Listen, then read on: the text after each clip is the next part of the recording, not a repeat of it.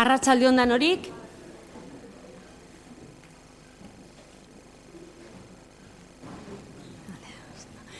Arratsalde on danorik. Azaroaren ohiko bilkura hasiko gara. Ta lehenengo punto, bidezko balitz aurreko akten zirriborroak irakurtzea eta onartzea 2019ko uztailaren 8ko ezoikoa eta 2019ko irailaren 25ko ohikoa. Hasiko gara bozketarekin. Zer dekozue, komentatzeko, gehitzeko? Ez? Orduan, bozkatuko dugu. Lehenengoz, 2019ko uztailaren 8koa, alde, aho batez onartzen da, eta 2019ko irailaren 25koa, alde, aho batez onartzen da.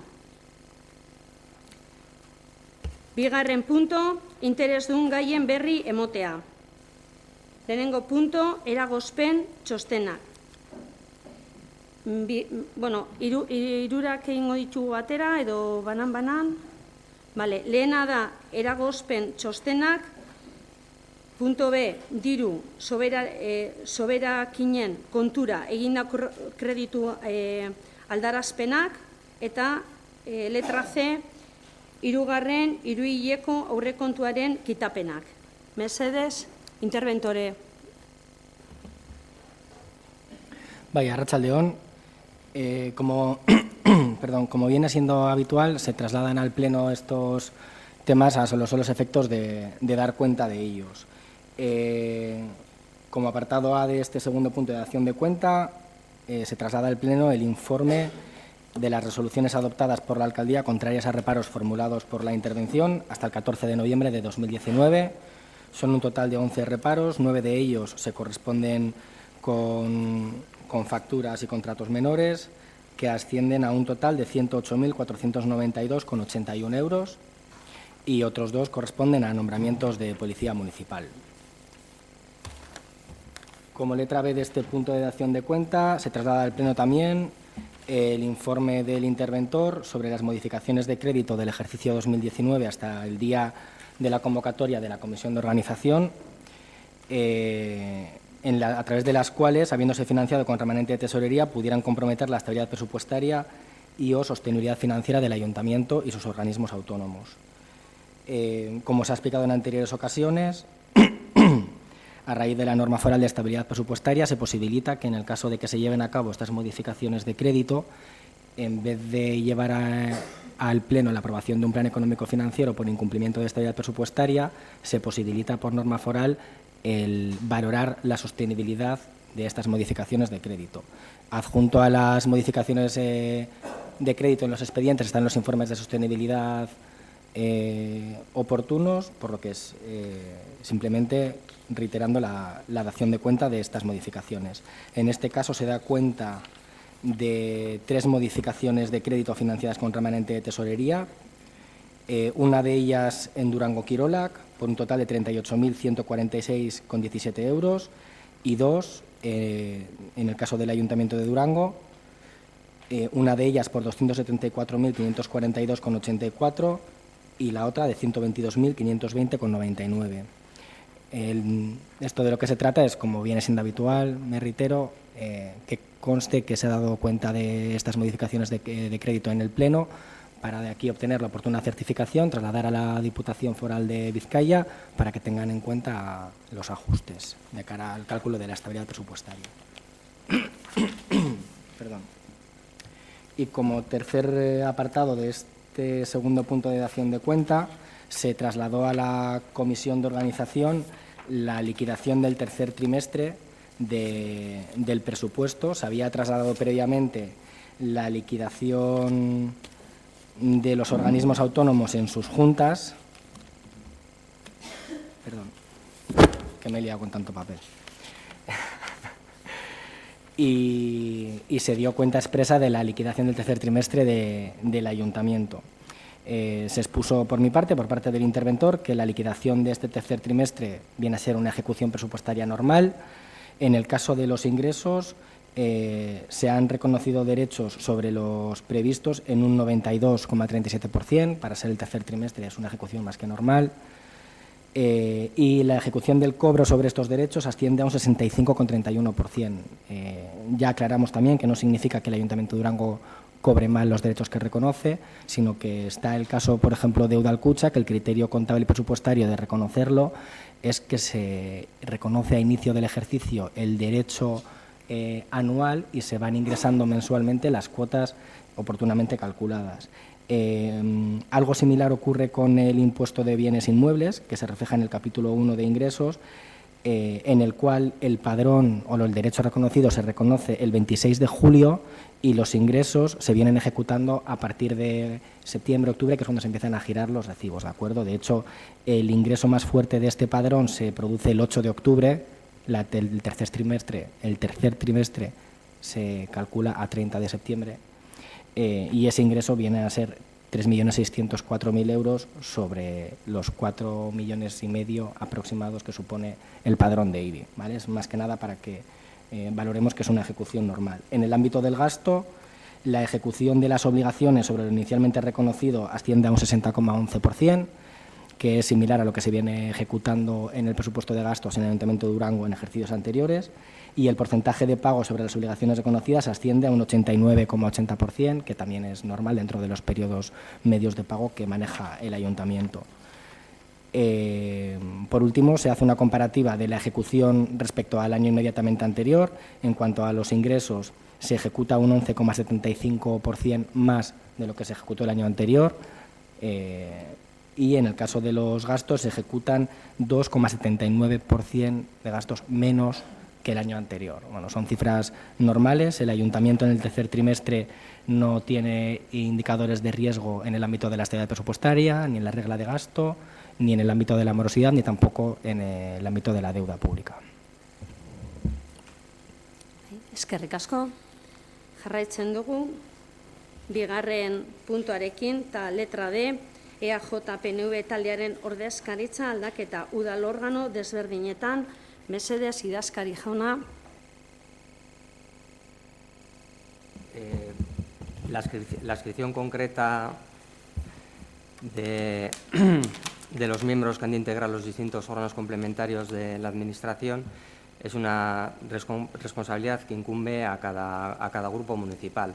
Con el comienzo del mandato ha sido una inscripción de los representantes de cada grupo municipal en función de su representatividad como consecuencia de los resultados electorales en los distintos grupos municipales. Y recientemente, con fecha 13 de noviembre, la portavoz del Grupo Municipal EAJ-PNV ha comunicado unos cambios en los siguientes organismos autónomos. En cuanto a Astarloa Kulturgintza, Malen Urkullu va a sustituir a Mireia Elkoro Iribe, en Bartolomé Erchilla Música Escola, Ainhoa Ortueta va a sustituir o ha sustituido a Malen Urkullu, y en Landako Erakustasoka, Ainhoa Ortueta ha sustituido a Joana de Irala, de lo que se da cuenta al Pleno.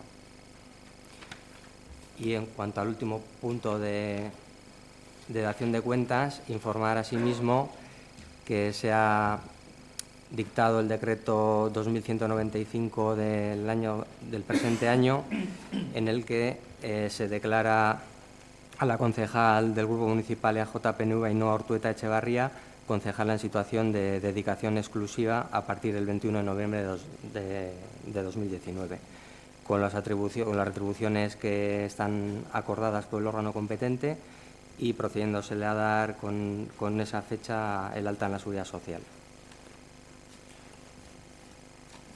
Eskerrik asko, idazkari jauna, eta jarraitzeko puntu honekin egingo duguna da, oin, erantzungo ditugu azkenengo osoko bilkuran egin ziren galderak eta bebai batzordeetan egin diren galderak. Horretarako pasatzen diotitza Ikerreri. Kaixo, arratsaldeon guztioi. Bueno, alkatetza esan dudamos bezalase, hasiko gara PSekin, alderdi sozialistekin galderakin erantzuten. Bueno, OTA, galdetu zenuten, OTAren gaian. Bueno, bagabiz aztertzen pliegoak, eta, bueno, laizter eukiko dugu proposamen bat, eta komisinora, lurralde komisinora eramango dugu. Bestetik, zebrabideak beste gaia izan zen, beste galdera. Bueno, dakizuenez, hemen pleno areto honetan, onartu genituen hainbat kreditu aldarazpenak, eta hor zegoen zebrabide batzuk, landako etorbide, Amuru eta Torre eta Ibaizabal artean egingo dugu zebrabide berri bat, eta trenbide kalean beste zebrabide bat. Hauek bide segurtasun arira lotzen dugu, eta herritarren errebindikazioak direla, eta bestetik, dira, erderaz esaten duguna, líneas de deseo, eta gaur egun jendea bide horretatik pasatzen dira, eta ez daude zebrabideak, eta hori arriskua kartzen zaigu, ez da, denantzai. Beste alde batetik, txakurren parkeak. Beste kreditu aldarazpena bat izan zen. Hau dator pasan legintzalditik. Pasan legintzaldian onartu zuten hainbat txakurgune, baina akondizionatu barik utzi zuten, ez da. Eta hori gai pendientea dela, eta gu gai hori hartuko dugu eta konponduko dugu. Beraz, oin egongo dira 15 zona, 2 zona izango dira egunez, bere ordutegia izango da bakarrik egunez, beste 10 zona izango dira hogeita lau orduko ordutegiekin, eta gero beste 3 izango dira bakarrik gabeko ordutegiarekin, ze egunen ziar izan dira parkeak eta pertsonak erabiltzen dira. Egingo dugu edo jarriko dugu baiak, gune hori jaute egoteko eta itxita egoteko, seinalitikak, sakarrontziak, eta baita leku batzuetan ez guztietan iturriak. Gero beste gaia, beste galdera izan zen aurre jubilazioak. Hemen esatea, badekogu txosten bat, reparoaren txosten bat, kontu hartzaileen txostena, nun esaten da, ezin da ordaindu aurre jubilazioen prima horiek. Ez dekogu beste txostenik hau kontran esatea, ez esaten da informes de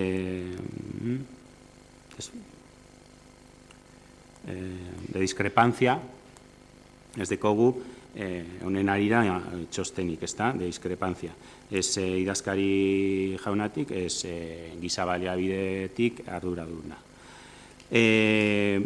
Bestetik, bagabiz baloratzen, beste ekintza batzuk, como las que se han tomado adibidez en el Ayuntamiento de Basauri en el pleno de hoy mismo, valorando tomar otra serie de acciones, entre otras como las que se han tomado hoy en Basauri. Gero PNV-ko, EAJ-ko galderak izan ziren, alde zaharreko zaborren bilketa. Datorren astean segurazki egingo dugu beste asanblada bat, beste auzokideen asanblada, eta han azalduko dugu zein izango zen sistema definitiboa, eta aldi berean bebai, ze sistema jarriko dugu komertzioentzako, ze bilketa sistema jarriko dugu bebai komertzioentzako. Alde Zarrako eta bebai izango da apur bat handiagoa, ez bakarrik Alde Zarrean. Eta hori, segurazki hori, datorren astean egingo dugule. Gero, zegoen bebai, beste galdera, uso de edificios públicos edo.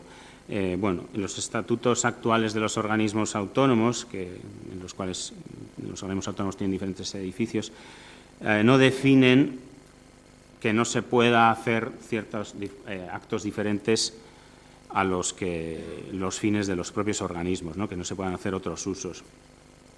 Asimismo, nosotros llevaremos una propuesta de modificación de organismos autónomos, de los estatutos de organismos autónomos, como ya hemos explicado también en las comisiones, para que se puedan recoger otros posibles usos en esos edificios. Preferentemente serán los usos de los fines a los cuales están adscritos esos edificios, pero también que se pueda ver otros usos.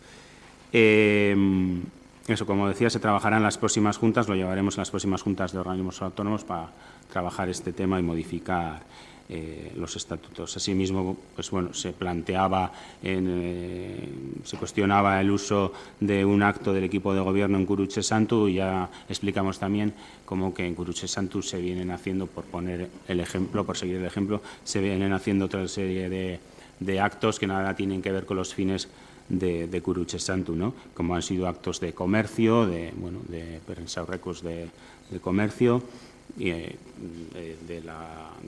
Endakbai, en colaboración con el Ayuntamiento de Durango, así como la Feria de Artesanía, etc. Gero beste galdera izan zen, plenoen interbentzioan, nola antolatu hori, bagabiza hori aztertzen, consultado esto fue una decisión del equipo de gobierno y en su día consultado al secretario no puso ningún impedimento, lo vio perfectamente válido, con lo cual no hay ningún problema de legalidad, si no así nos lo hubiera hecho constar y no se habría establecido este orden. No obstante, estamos elaborando un ROM para que este tema y otros queden definidos y regulados.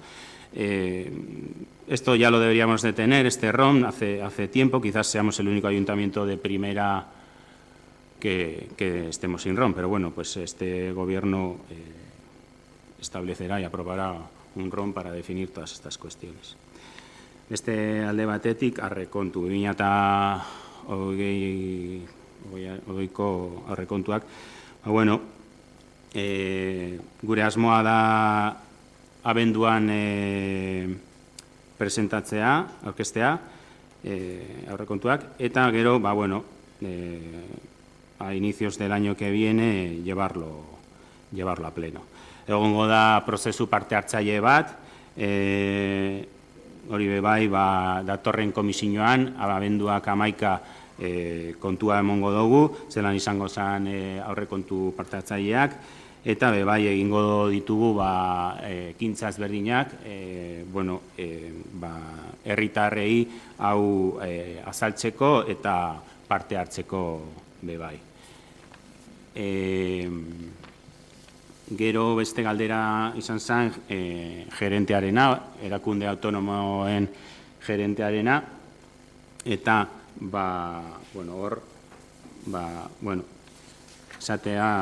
si bien es cierto que hay determinadas funciones que son inherentes al puesto de gerencia y que solo pueden ser desempeñadas por esa persona, por la persona que ocupe ese puesto, esas a día de hoy no se están desarrollando, puesto que no hay ninguna persona ocupando dicho puesto. Hay otras que sí, gracias a la colaboración del personal técnico, del personal administrativo y político, tanto de los organismos autónomos como del ayuntamiento, que están posibilitando que se lleven a cabo.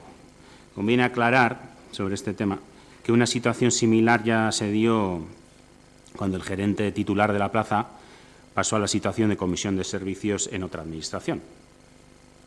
Momento en el cual La gerencia estuvo vacante durante más de 8 meses. Posteriormente, de manera excepcional, y así se nos justificó, se procedió a adjudicar las funciones de gerencia a un funcionario interino de este ayuntamiento, el cual pasó a ocupar 2 puestos de trabajo, ni más ni menos que TAG de recaudación, técnico de recaudación, y el de gerente de organismos autónomos, que poco o nada tenían que ver las funciones que venía desempeñando como TAG con las que se le asignaron de gerente, además de no cumplir tampoco con el requisito de titulación que en aquel momento tenía asignado el puesto de gerente de organismos autónomos. El TAG es licenciado en Derecho, cuando la titulación que se requería según la RPT para el puesto de gerente era de licenciado en empresariales o económicas. Esa excepcionalidad pasó a alargarse hasta 2 años, que sumados a los 8 meses, esto es 2 años y 8 meses, que estuvo vacante el puesto, ¿no? Entendemos que era tiempo más que suficiente para que hubiera sacado el equipo de gobierno anterior un proceso selectivo. Ahora llevamos sin gerente 2 meses y se nos está metiendo premura a ver cuándo vamos a sacar este tema. Bueno, 2 meses, decisión de la cual ya se dio cuenta por qué se tomó esta decisión, ¿no? Si es que nuevamente la volvemos a repetir. Es que el puesto de TAG de recaudación para que el dicho funcionario fuese seleccionado consideramos que tiene la suficiente envergadura y relevancia y repercusión en la organización para que no sea desempeñado a medio gas. Ahora, como hemos dicho, estamos elaborando las bases de este proceso, que trataremos que sea lo más ágil posible, a la vez que garantista, para seleccionar el perfil adecuado al puesto. Y siempre respetando los principios de igualdad, mérito y capacidad que rigen la función pública, cosa que en la asignación de funciones del puesto anterior podía quedar bastante en entredicho. Gero beste gaia izan zen, beste galdera izan zen, protokolo de comunicación. Bueno, honen arira, gabiz aztertzen protokolo bat, baina bai, pasatuko dizuegu prentsaurrekoen konbokatoriak eta bai mozioen, elkarteen mozioak. Alanda guztiz, elkarteak normalean alderdi guztiei banatzen digute, baina alanda guztiz, helaraziko dizuegu bai. Beste gaia izan zen, edo beste galdera izan zen azoka, ez da, artizaitzaren azoka.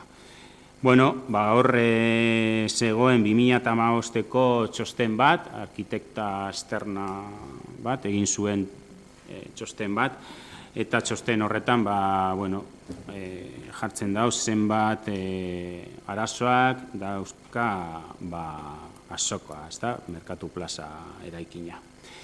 Horren txosten hartuta, arkitekta teknikoa, 2015an, 2016an, 2017an, 2018an eta 2019an, urtero bezalase egiten du txosten negatibo bat, azoka artesania hau egiteko.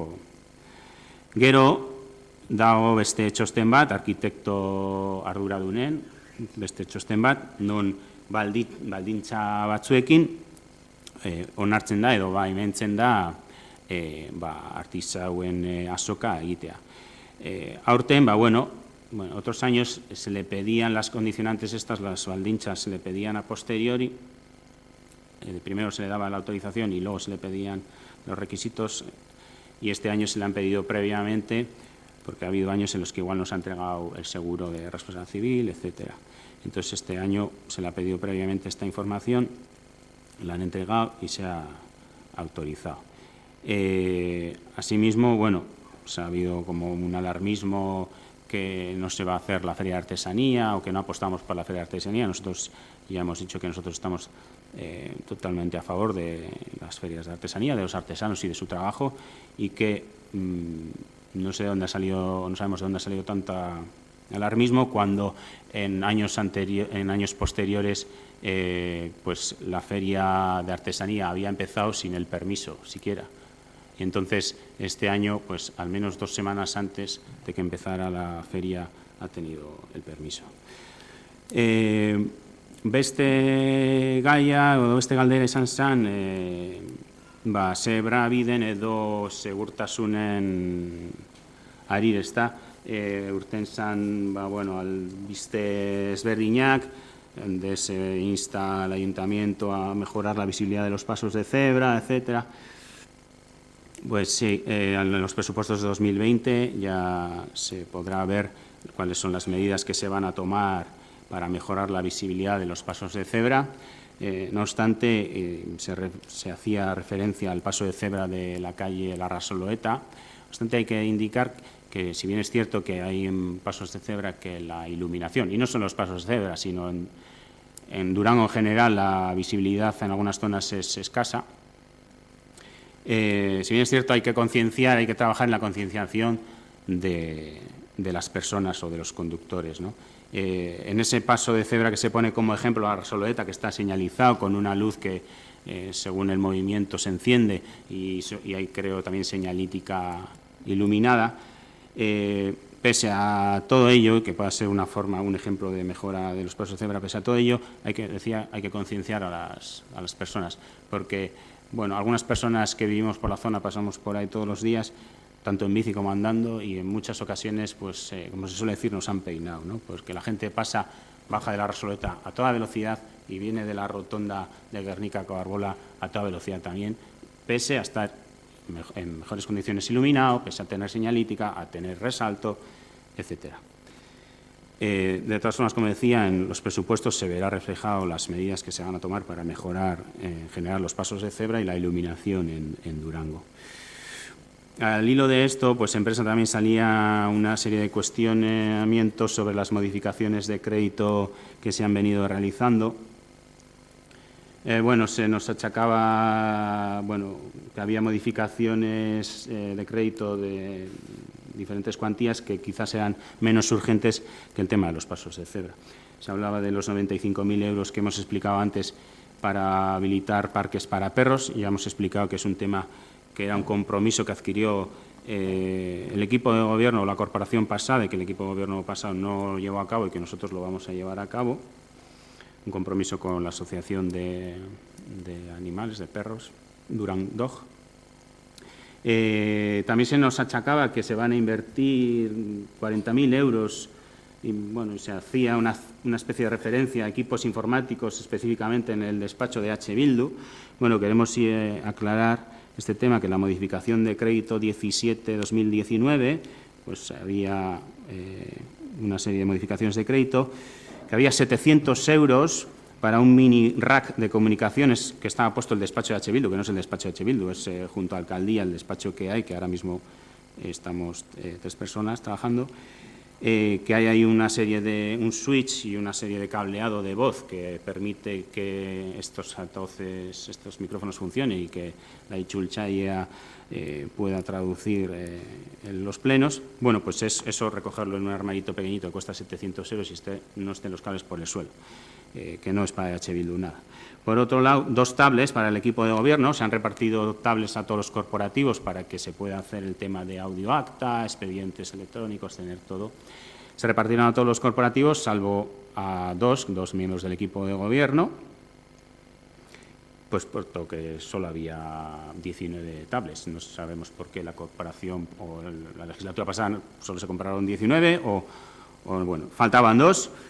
Y entonces pues nos quedamos 2 personas del equipo de gobierno y esas 2 tablets pues hay que comprar para que todos tengamos las tablets y se pueda usar el tema del audio acta y todo el sistema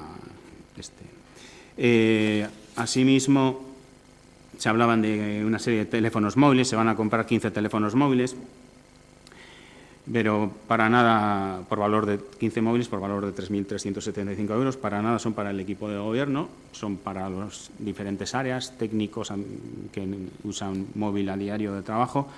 El equipo de gobierno, no todos los del equipo de gobierno tienen móviles y se han reutilizado todos los de la legislatura pasada. No se ha comprado ni uno nuevo ni se pretende comprar ni uno nuevo para el equipo de gobierno. Asimismo, bueno, pues estaban los pasos nuevos de peatones que he explicado, lo de los perros que hemos dicho, pero también, por ejemplo, no hicieron alusión, que nos gustaría remarcarlo nosotros, a las actuaciones que hay que hacer en la antigua residencia de Uribarri, en San Agustín Alde número 8, por valor de 61.450 euros, que hemos tenido que entrar de urgencia para apuntalar, para vaciarla, sacar los materiales que había ahí de algunos elcartes, porque está en un peligro inminente de derrumbe de algún ala. Y eso pues, nos gustaría saber por qué no ha sido mantenido en los años anteriores y ahora hemos tenido que entrar de urgencia para que no se caiga el edificio. Asimismo,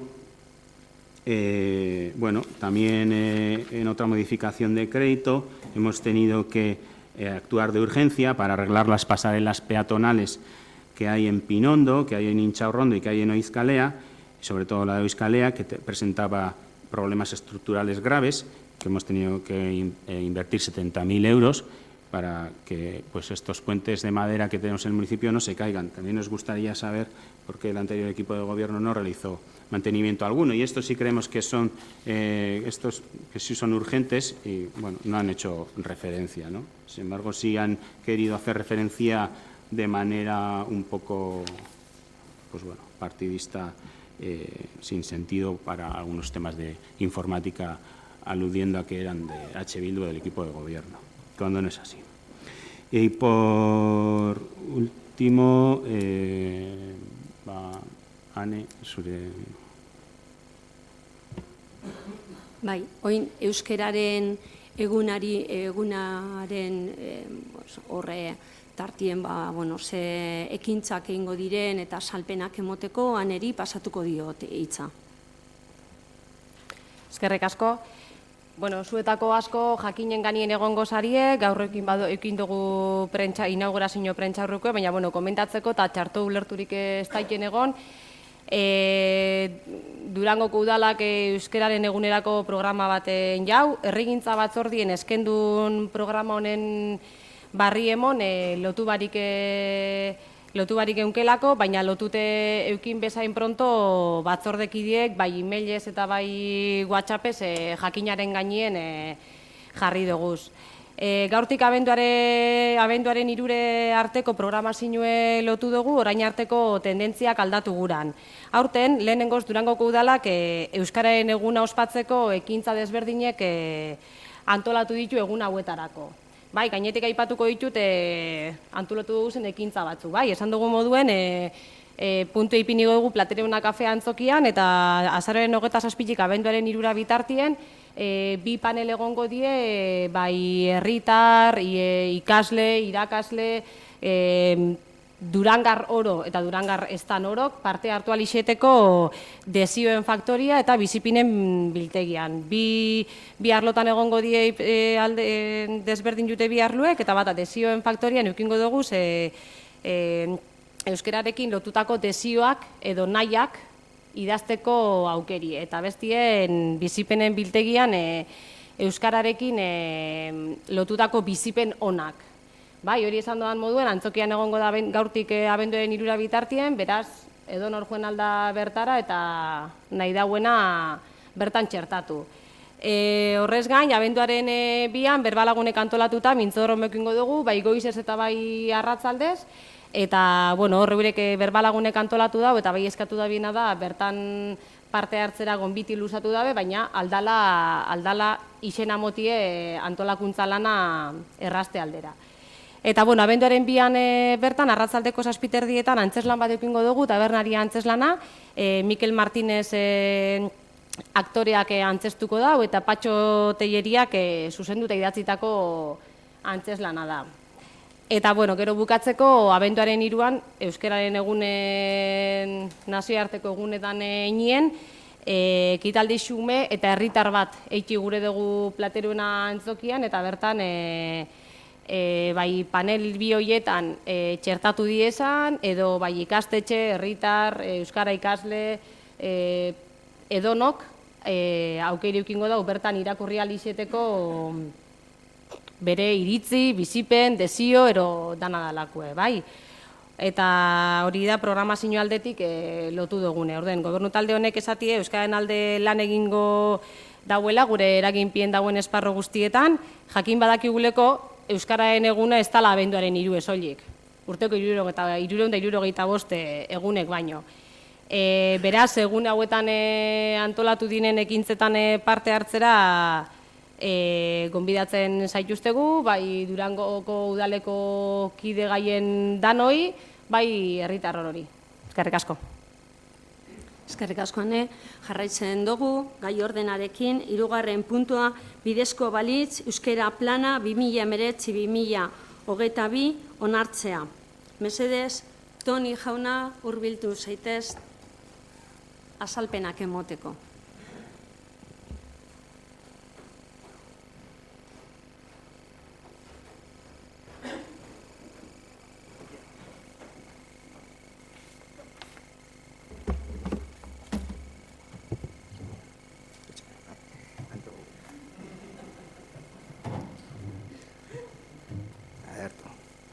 Bueno, arratsalde on.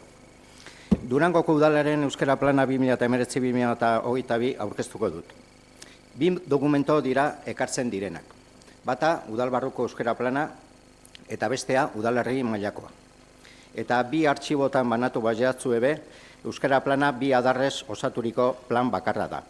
Azken baten, adar biak uztartzen direlako ardatz eta helburu berean. Euskararen ezagutza eta erabilera indartzea udal eta udalerri mailan. Euskara plana 2019-2022 hau laugarrena da Durangoko udalean.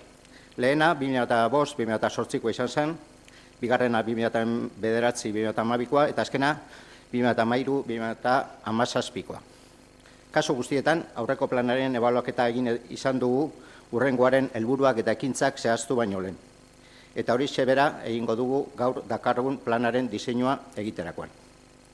Saiatuko naiz udaleko plana zein udalerrikoa era laburrean aurkezten, baina aspektu garrantzitsuenak eta batez ere berriak azpimarratuz. Udalbarruko euskara plana. 2018ko lehen 6 hilabetean hasi ginen plana lantzen.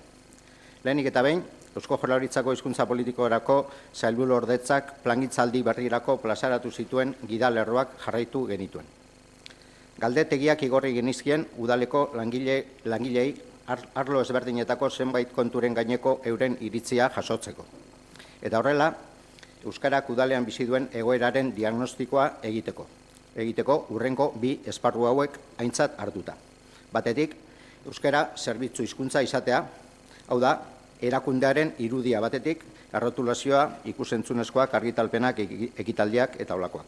Eta bigarrena, bezerekiko edo herritarrekiko harremanak ahoz zein idatziz. Bestetik, euskara lan hizkuntza. Hau da, udalbarruko eginkizunak hartzen ditu kontuan euskara lan hizkuntzak izateak.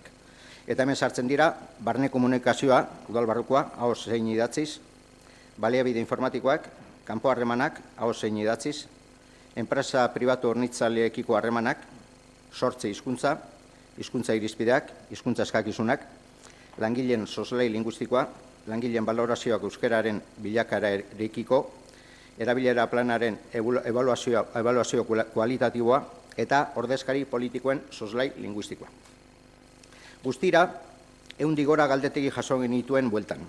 Udal langile guztien 60 gutxi gora bera. Estatistika estandarretan lagin baliozkotzat jotzen dena hain zuzen ere. Bestalde, bazegoen beste galdetegi bat ere erakundeari zegokiona. Galdera orokorragoa ziren eta udaleko euskara zerbitzua arduratu zen berauek erantzuteaz. Hurrengo pausua izan zen, erantzun guztia prozesatzea aplikazio informatiko baten bidez eta honi esker Durangoko udalaren euskararen errealitatearen 2018ko argazkia atera genuen. Argazki honetan, zerbitzu hizkuntza eta lan hizkuntzaren gaineko esparru guztiak kuantifikatuta jasotzen dira. Hau da, porzentajea daukate 2018 urteari dagokion porzentajea hain zuzen ere. Eta hortik abiatzen da plan berriaren ardaz nagusia. 2018ko euskarazko portzentajeak gora egitea 2022an. Hau da, orain aurkezten ari garen euskara planaren epealdia amaitutakoan. Esaterako, hau ekintza bada, herritarrek udalean aurkeztutako idatzizko eskaera katalean euskaraz 15% direla agertzen da 2018ko argazkian. Eta 2022ko 130% igotzea planteatzen dugu. kasu gehienetan, porzentajea 10-15 inguruan igotzea proposatzen da. Baina kasu batzuetan, portzentajeak 100 izan behar du ezinbestez. Zaterako, herritarra telefono zein aurrez aurre euskara zuzentzen denean udalera, atalean, 2018an 180 bueltan erantzuten zitzaien euskaraz udaletik.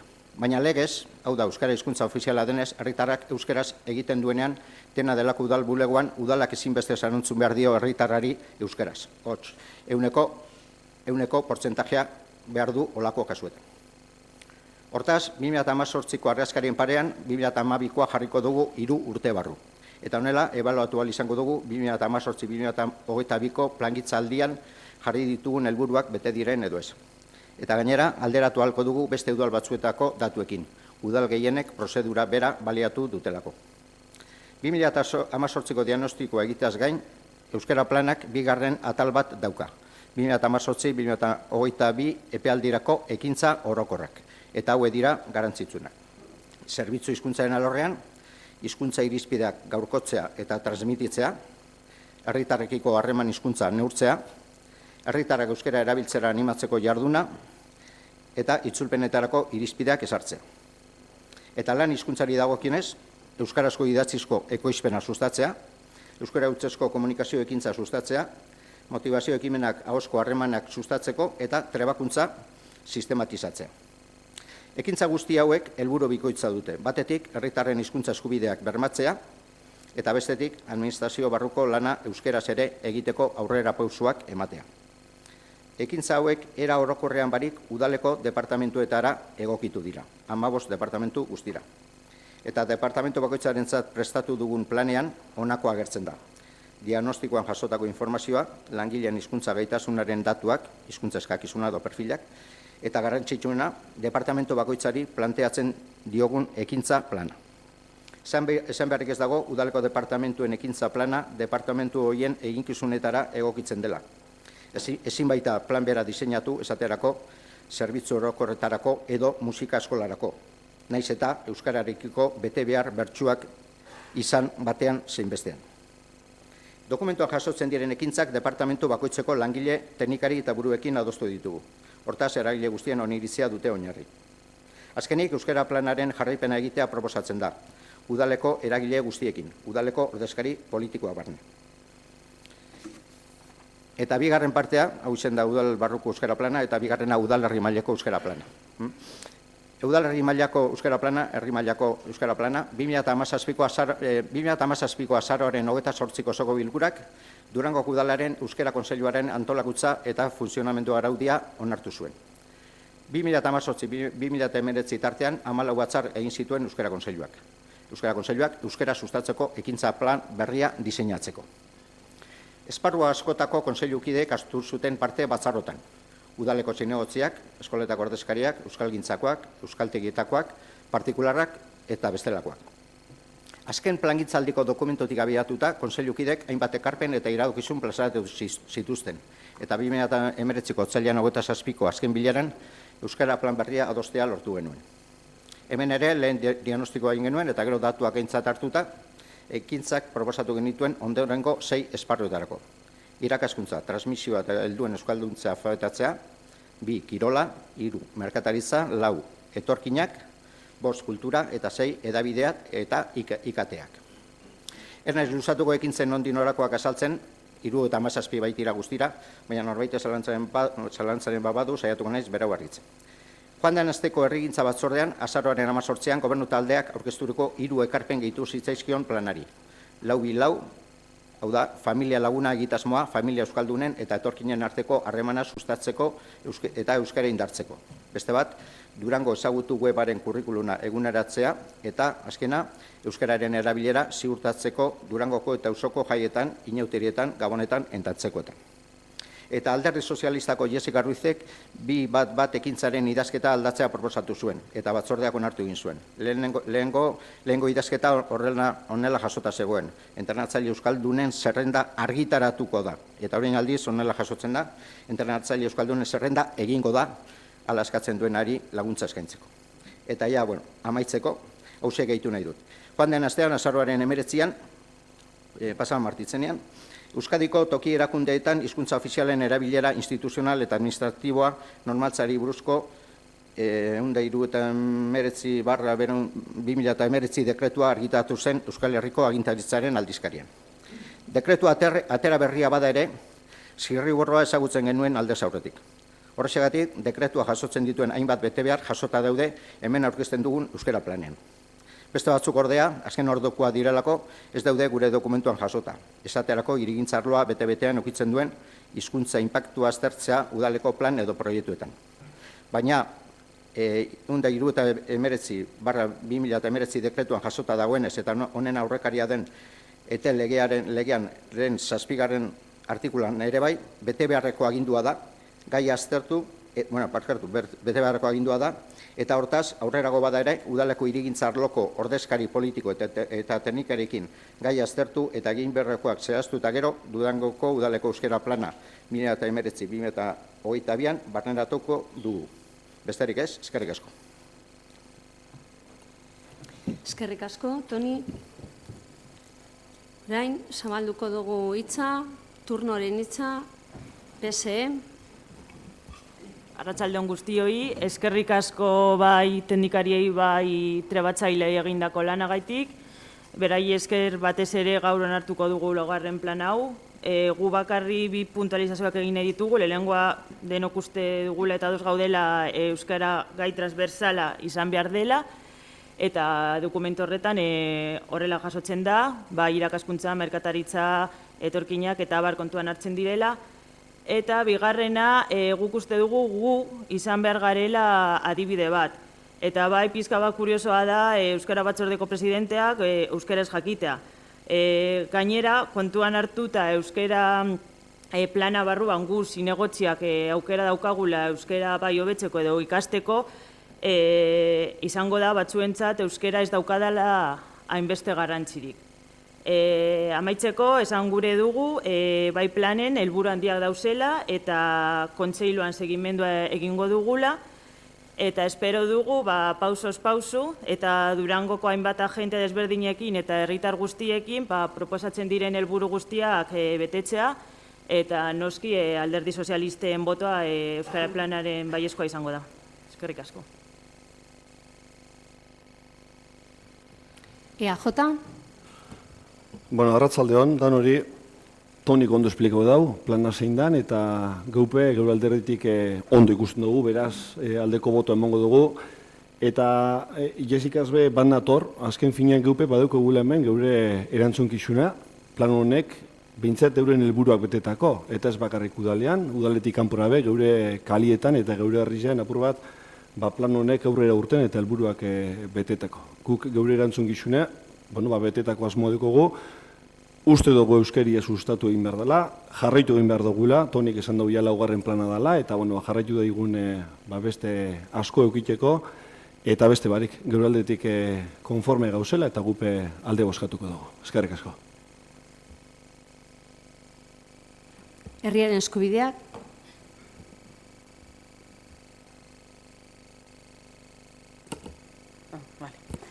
Bale, eskerrik asko. Arratsaldeon. Gaurko honetan aurkezten dugun Durangoko udalaren euskara planaren aurrekari hurbilenak aurreko urteetan bilatu behar ditugu. Izan ere, beste 3 plan onartu zituen udalak. 2018 inpas urte izan zen Durangon, zein udalerri gehienetan. Iazko egiteko nagusia Euskaraldia 2018 abian jartzea eta garatzea izan zelako. Hortaz, gaur dakarguna Durangoko udalaren 2019 eta 2023 bitarteko euskara plana da. Eta 2 helburu nagusi ditu. Hizkuntza politikako neurriak erabakitzea eta bultzatzea euskaraz bizi nahi duten herritarentzat, euskararen aldeko urratsak areagotzea maila pertsonalean, sozialean eta ofizialean euskararen berreskurapen osoa lortzeko. Eta 2 helburu hauen erdigunean ideia eta borondate nagusi bat dago. Euskararen ezagutza eta erabilera indartzea udal eta herri mailan. Euskara planaren diseinuari bagagozkio aipatu beharra dago. Plana euskara sailak bideratu badu ere. Udaleko eta udalerriko eragileekin batera landu dela hasieratik. Udaleko euskara planean esaterako departamentu guztietako atalburu teknikari eta langileekin adostu dira helburuak eta ekintzak. eta zirriborroa prest izan denean, bigarren erronda parte hartzaile bat eginda guztiekin. Iradokizunak eta ekarpenak jaso eta azken dokumentua finkatze aldera. Herriko Euskara Planean baita ere esparru ezberdinetako eragileek hartu dute parte. 2017-2019 epealdian Euskara Kontseiluak egindako 14 batzarretan. Zinegotziak, eskoletako ordezkariak, euskalgintzakoak, euskalduntze alfabetatzekoak, partikularrak eta abar. Hortaz, hemen ere, herri mailako euskara plana guztien ekarpenekin eta iradokizunekin diseinatu, hornitu eta tondu da. Gerora, irailaren 16an udal barruko euskara plana aurkeztu zuten erregintza batzordean, euskara saileko teknikariek. Urriaren 21an, herri mailako euskara plana aurkeztu zen batzorde berean. Eta azkenik, azaroaren 18an, erregintza batzordeak hau batez aldeko irizpena eman zien bata zein besteari. Hau da, Durangoko udalaren 2019-2023 euskara planaren aldeko irizpena eman zuen, ondoren osoko bilkurara igortzeko. Eskerrik asko. Euskal Herria Bildu. Eskerrik asko. Udal barruko eta udalerri mailan euskararen ezagutza eta erabilera indartzea helburu duten bi plan hauen alde bozkatuko dugu. Bi planak eskuartean izan dugu azken hilabeteotan aztertu ahal izateko. Nik neuk nire kasuen udal barrukoa duela gutxi ezagutu izen dut eta berau egiteko hainbat azterketa talan egin direla jakin badakit. Bertan dauden ekintza hauek gurekin, gobernu talde honekin bat datozen helburuak dituzte. Herritarren hizkuntza eskubideak bermatzea eta administrazio barruko lana euskaraz ere egiteko aurrera pausoak ematea. Udalerri mailako egiterakoan aldiz, ni neu parte izan nintzen egite prozesu horretan. Hainbat eragilek hartu genduen parte berau egiterakoan. Hainbat batzar egin genituen, ekarpenak egiteko aukera izan gendun, eta bertan parte hartu genduen eragileen artean egindako lana dala uste dut. Plangintza horretan txertatutako ekintzak martxan jartzea geratzen jaku oin. Garrantzitsuena plan hauek irekiak, erosabalak direla da, hau da, ekintzak edo eta bestelakoak txertatzen joan gaitezkela. EH Bildu gobernu taldeko kide denean, ekintza hauek eta gehiago egitera konprometitzen gara, euskarak guretzat bere biziko garrantzia duelako. Durango euskaldunago eta anitzago bat eraiki nahi duguleko. Beraz, udal barruko eta udalerri mailako planei erabateko babesa ematen diegu. Eskerrik asko. Eskerrik asko, Ane, eta oin, bozkatketa egin baino lehenago, bai, esan nahi dut, alkate moduan, hemen, 21 zinegotzi batzen gara, eta pozik nago, batzuk, hau bizi, beste batzuk, belarri prest, danok euskeraren alde, danok hemen prest euskera aurrera ateratzeko. Danok dekogu eskubidea, aldarrikatzeko euskeraren balorea, bai hau bizi, bagara, bai belarri prest izandak ere. Bozkaketa egingo dugu, alde, hau batez onartzen da.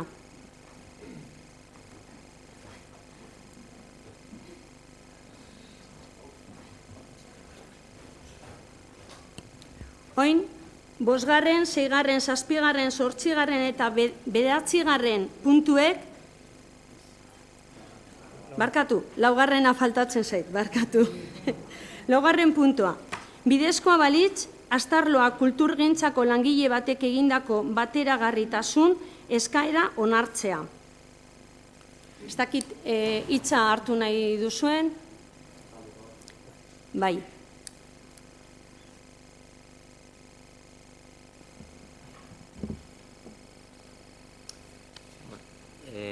Se ha solicitado por parte de un empleado de la Administración la declaración de compatibilidad para realizar un segundo puesto de trabajo.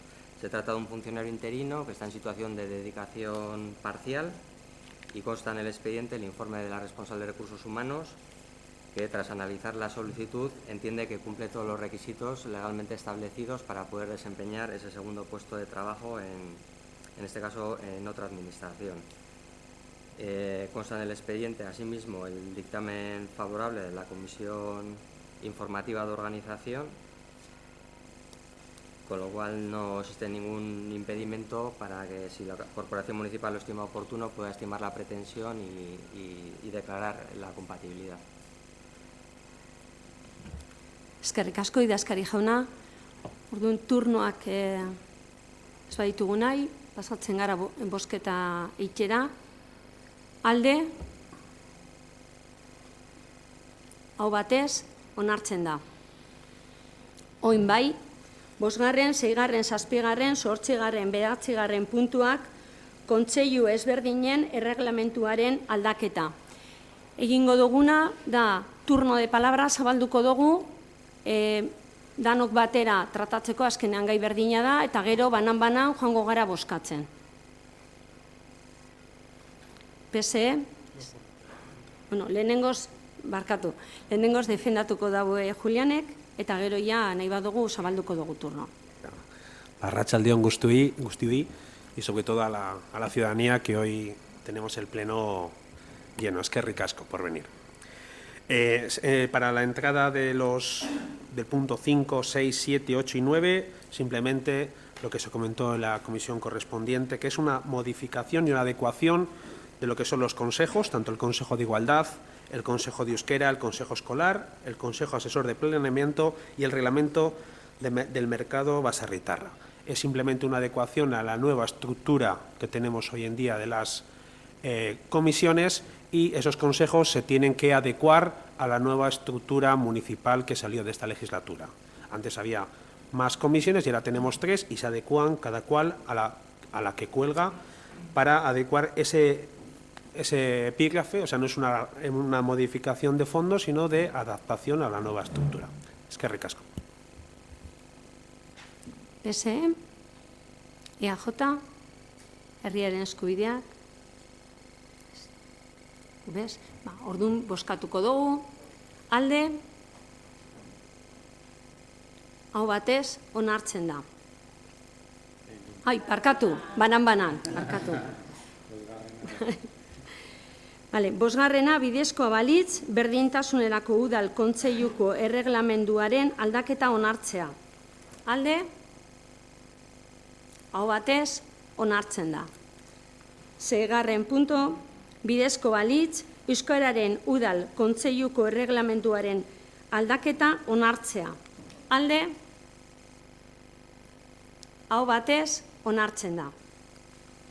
7. punto, bidezko balitz, udalaren eskola kontseiluko erreglamenduaren aldaketa onartzea. Alde, hau batez, onartzen da. 8. punto, bidezkoa balitz, udal plangintzako aholku kontseiluko erreglamenduaren aldaketa onartzea. Alde, hau batez, onartzen da. Eta 9. bidezkoa balitz, baserritarren merkatuko erreglamentuaren aldaketa onartzea. Alde, hau batez, onartzen da. Oin bai. 10. punto, estatutuko gobernuari baimena eskatzea peri bat trenbidea antolatzeko irtenbideen gaineko herri galdeketa egiteko eta galdera zehaztea. Aritz, zure hitza. Eskerrik asko. Arratsalde on danoi. Ni uste puntu honek azalpen askorik ez daula bir, ezta? Dano dakigu 2018ko uztailean erabaki herri plataformak zelan 3000 sinaluatik gora aurkeztu zen udal honetan, eskatzen herri galdeketa bat eskatzen duenak udalari. Herri galdeketa honetan eskatzen zen peri bat ferrokarril izeneko proiektu urbanistikue horren inguruen Durango Barrerok gure eritzixe emonal izaiti eskatzen zen, eta ia proiektu bertan bera itxi bizan, eta parte hartze prozesu bat martzan ipini bai edo ez, ezta? Ikezko urtean baieran, hainbat gora bera egon ziren, sinadurak desagertu, beste batzuk txarto esan, batzorde bat sortu zen adok, pasaute, azken hilietan, bai erabakitik, zein gobernuzaletik eta baitxe baiz lanez alde teknikotik, lanien ibili gara honen inguruen, eta pixkat lortu izen gendu lan honen ostien, lortu izen gendun pasan azteko lurralde batzordera, hain galdera erutie. 4 galdera erun ziren batzorde horretara, eta batzordeko egunien bertan, erabakik etorrezin zala esanez, 2 galdera hobesten zabezela edo atxituzkun alderdi bakotzai. Bertan ez da duen alderdi bakotzai. Behin ja batzordien, 2 aukera horretatik, alde teknikuek, asesore juridikuek eta idazkarixek, 2 galetako bat hobetzi zaben, filtru, Madrileko filtru hori pasetako galdera honena zein izango zen hobetzi zaben, eta horri jarraitute, galdera bat plenora ekarri zen. Galdera horren alde, EH Bildu eta Herrien Eskubidea urten ginen, eta PNU eta PSek abstenido inzien. Eta, gaur igual zietza, zer boskatuko da jakitxo unixeteko, gaurko puntu honen ebazpena irakurriko harinari. Lehena, estatuko gobernuari baimena eskatzea peri bat trenbide antolatzeko, irtenbideak aztertzeko herri galdeketa egiteko. Beti ere, ondorengo lege testuek esartzen duten aintzat hartuta.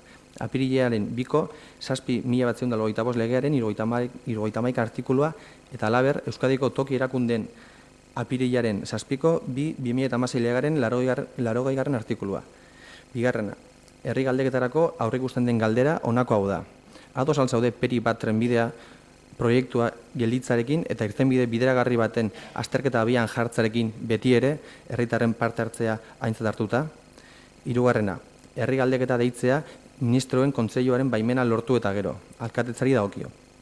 Deialdia Bizkaiko aldizkari ofizialean argitaratuko da, Euskadiko toki erakundeen legearen 80.3 artikuluak aurreikusten dituen epeak errespetatuta. Laugarrena, akordioaren ziurtagiria helaraziko zaio funtzio publiko eta lurralde politikaren ministerioari, erregimen juridiko autonomiko eta lokalaren zuzendaritzaren bitartez, beti ere ondorengo lege testuek esartzen dutena aintzat hartuta. Aprilaren 2ko, 7.125 legearen 71 artikulua eta alaber Euskadiko toki erakundeen aprilaren 7ko 2016 legearen 80 artikulua. Zabaltzen dugu turno, PSE. Lo primero que queremos decir es que parece que al final todos nos hemos puesto de acuerdo y damos la bienvenida a todos los que se han sumado a hacer las cosas legalmente. Que es un poco curioso que todos los que en este mismo pleno defendían que una pregunta estaba muy clara, que la ciudadanía ya la había avalado con sus firmas y que solo quedaba fijar la fecha, hoy defienden otra pregunta y piden el consentimiento del Gobierno del Estado. El voto del Partido Socialista hoy va a ser un sí a la pregunta de si está a favor de paralizar el proyecto Periferrocarril y poner en marcha el estudio de una alternativa viable que cuente con un proceso participativo. Y vamos a votar favorablemente porque es muy distinta de la inicial, porque creemos que la palabra alternativa viable es la clave de todo. A partir de ahora se nos abre un año intenso, primero con la aprobación de la consulta por parte del Consejo de Ministros, aprobación que no dudamos que tendrá lugar, y con la posterior consulta. Consulta que todos debemos saber que no es vinculante. Nosotros, desde el Partido Socialista, colaboraremos luego en la concreción de todo el procedimiento, pero creemos que y pedimos que en el momento de ir a votar todos los durangueses y las duranguesas tengan muy claro lo que implica cada una de sus posiciones y que estén bien informados durante todo el proceso. Eskerrik asko. EAJ. Bai, eskerrik asko eta arratsaldean guztioi. Beno, badirudi honetan ere hau batez onartuko dugula, EAJ PNVek alde bozkatuko dauela, kontsultaren alde. Defendemos la participación ciudadana en todo su ámbito y, por tanto, defendemos también esta consulta. La defendemos porque, como decía, creemos en la participación ciudadana y porque consideramos que preguntar a la ciudadanía, preguntar en este caso a los y las durangarras, siempre es positivo. Y lo que sí queremos y sí pedimos es que se realice la consulta con todas las garantías jurídicas, que es lo que hemos defendido en todo momento. Eta gaur uste dut, pausu handia dala eta kontsultaren alde bozkatuko dugu. Eskerrik asko. Herriaren Eskubideak. Bai, arratsaldeon eta eskerrik asko herritarrei etortzeagaitik. Bueno, nosotros en primer lugar pues queremos agradecer todo este trabajo, toda la dedicación, todo el esfuerzo, toda la buena voluntad que ha demostrado la plataforma Erabaki durante tanto y tanto tiempo para llevar adelante este proceso. Erabaki nace en mayo de 2018 con una intención clara. Ya los ponían desde el principio, que es que se haga una consulta a la ciudadanía para saber si las duranguesas y los durangueses estamos a favor del proyecto que está aprobado actualmente de construcción de 5 torres o preferimos, por otro lado, que se abra un proceso de participación junto a la ciudadanía para decidir entre todos y todas qué futuro queremos para estos terrenos públicos. Y digo públicos porque recordemos que ETS es una empresa pública de Gobierno vasco.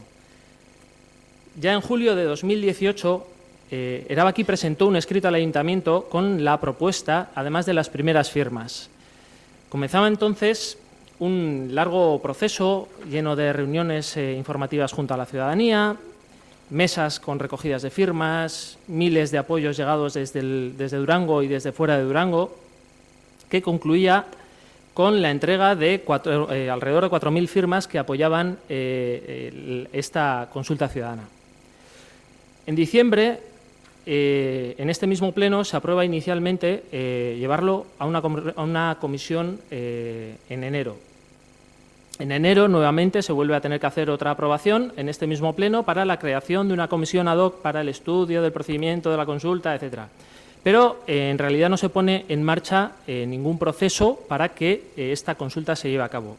Es decir, que ninguna de estas aprobaciones sirvieron para iniciar el proceso y solo ahora se garantiza el inicio del proceso para que se realice la consulta ciudadana. Recordamos como en marzo, debido a que el anterior equipo de gobierno seguía realizando aprobaciones una tras otra para que el proyecto de las torres siguiera adelante, Erabaki movilizó en una multitudinaria manifestación a miles de personas para solicitar que se paralizara cualquier aprobación más respecto al PERI 1 ferrocarril. Por nuestra parte, desde el 15 de junio hemos querido trasladar una y otra vez a la plataforma nuestra intención de cumplir con el compromiso que adquirimos de llevar adelante esta consulta. Y para ello, hemos estado comunicándonos con ellos y ellas constantemente, dándoles traslado de la situación, de todo el avance que íbamos consiguiendo para poder poner hoy en día la aprobación de esta pregunta en este pleno. Les trasladamos el informe de Rafael Jiménez Asensio para que tuvieran constancia de lo que se había realizado para la comisión y que pudieran tomar las decisiones que consideraran oportunas. De todo ese trabajo, Erabaki presentó 4 propuestas de pregunta, indicando la preferencia de 2 de ellas. En la última comisión de organización escuchamos la opinión de los técnicos sobre las 2 que preferentemente prefería la plataforma ciudadana y en base a esta opinión pues, se dictaminó la pregunta que hoy se traía a aprobar este pleno. Nos gustaría, aparte de agradecer, decir que estamos muy ilusionados, ilusionadas y con este proceso, con que se haga esta consulta ciudadana, una consulta ciudadana que recordemos que está respaldada por más de 4.000 firmas, ya que creemos que es la primera vez que se va a dar una consulta de este tipo en Durango y estamos realmente agradecidos del trabajo y muy ilusionados con que se lleve adelante. Poco más que añadir, solo nos queda aprobar la pregunta hoy para que la consulta pueda ser una realidad, porque es ahora cuando comienza de verdad el proceso. Mila esker. Eskerrik asko. Euskal Herria Bildu. Arratsalde on danoi berriro. Esan da moduen gaurko egun garrantzitsua da. Lortu da horren beste traba eta oztopon eta denporan ostien, lortu da azkenien herrikaldeketarako galdera hau osoko bilkurara ekarri eta parte hartze prozesua martzan jartie. Egun historiko da baite, zelan ez, gaurtik aurrera Durangoko herritarrek bere berbi eta eretzi entzun eta errespetako dela jakitun dizelako. Eta egun historikonek, harina usan da moduen, urte intenso bat ekarriko da, baina seguru intenso besteko politi izango dela. Oin urte terdi sortu zen, edo mintzet publikoki aurkeztu, Erabaki Maristako eskolan. Urte erdi honetan lan asko inozue, logikak esango leuken Durangarron eskubide baten alde ez zuen pasuek emoten, ez da? azkenean Durangoko zentruen egin guredan makroproiektu absurdo baten inguruen gure etizien itxeteko eskatzen zenduen. Eta zentzu horretan lan asko inozue. Asamblea informatibuek, sinadura bilketak, manifestazioek, mozinuek, bilerak, lan asko inozue, beraz, egun klab honetan, zelan ez eskerrik asko, benetan zuen implikazio eta denpori haitik. Oindala urte, baino gehiago planteau zen proiektu hau, ezta? Eta horren logikie, proiektu horren zentzune da galdeketa honetan eztabaidatuko dana. Durango erdizien, 18 pisuko 5 dorra eraiki gure zaben proiektu baten logikie da eztabaidan ipiniko dana galdeketa egunien. Oindala marka da baino gehiago, pentsau zen proiektu hau, behondino zen burbuja inmobiliario edo igezeinen burbuja horren beruen egin proiektu da, proiektu zentzubako da, egin edo ez erabakiko daune. Gobernu taldien gauzen alderdixek, EH Bildu zein herrien eskubideak, urte luzitan gabiz proiektu hau, gure proiektu ez dela behintzet, eta gure iretziz Durangarron proiektu ebe ez dela esaten, ezta? Eta proiektu hau espekulazio inmobiliarixuen, espekulazio inmobiliariotik diru elortzeko, eineko eta pentsauteko proiektu bat dela uste duguleko. Orduen, klaru, guk hori ezingo dugu bultzatu. Oin, gobernu taldien gauzela, beste helburu eta beste ardura batzuk toketan dakuz.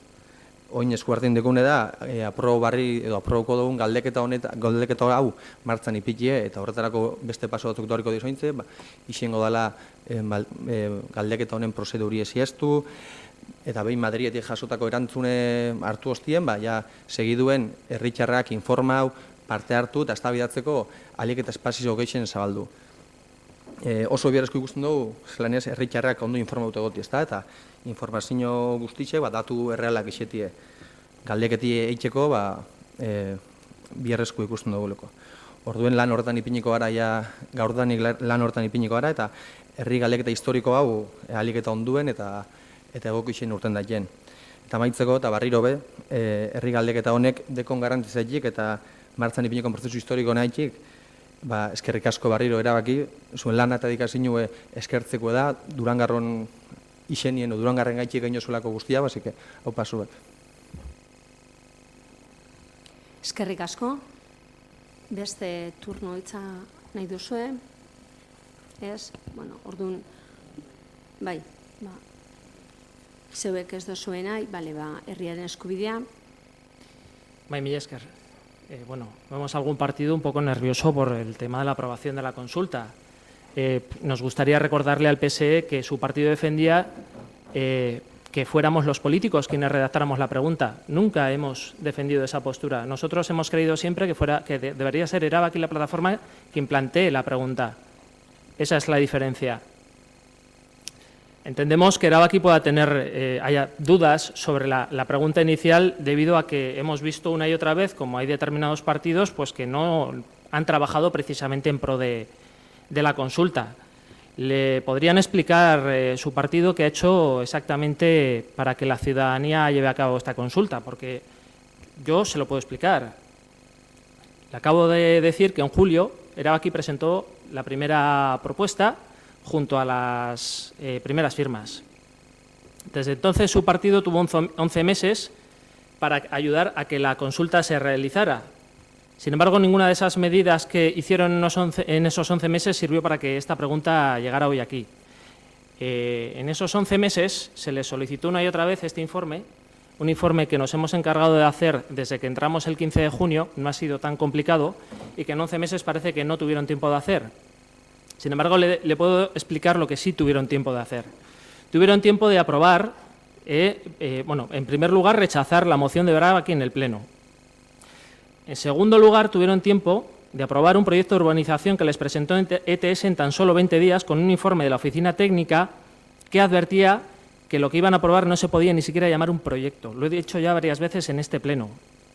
Sin embargo, escuchamos una y otra vez cómo hay partidos que persiguen la seguridad jurídica. La seguridad jurídica se trabaja día a día. No se llega a este Pleno a exigirla cuando no se respeta.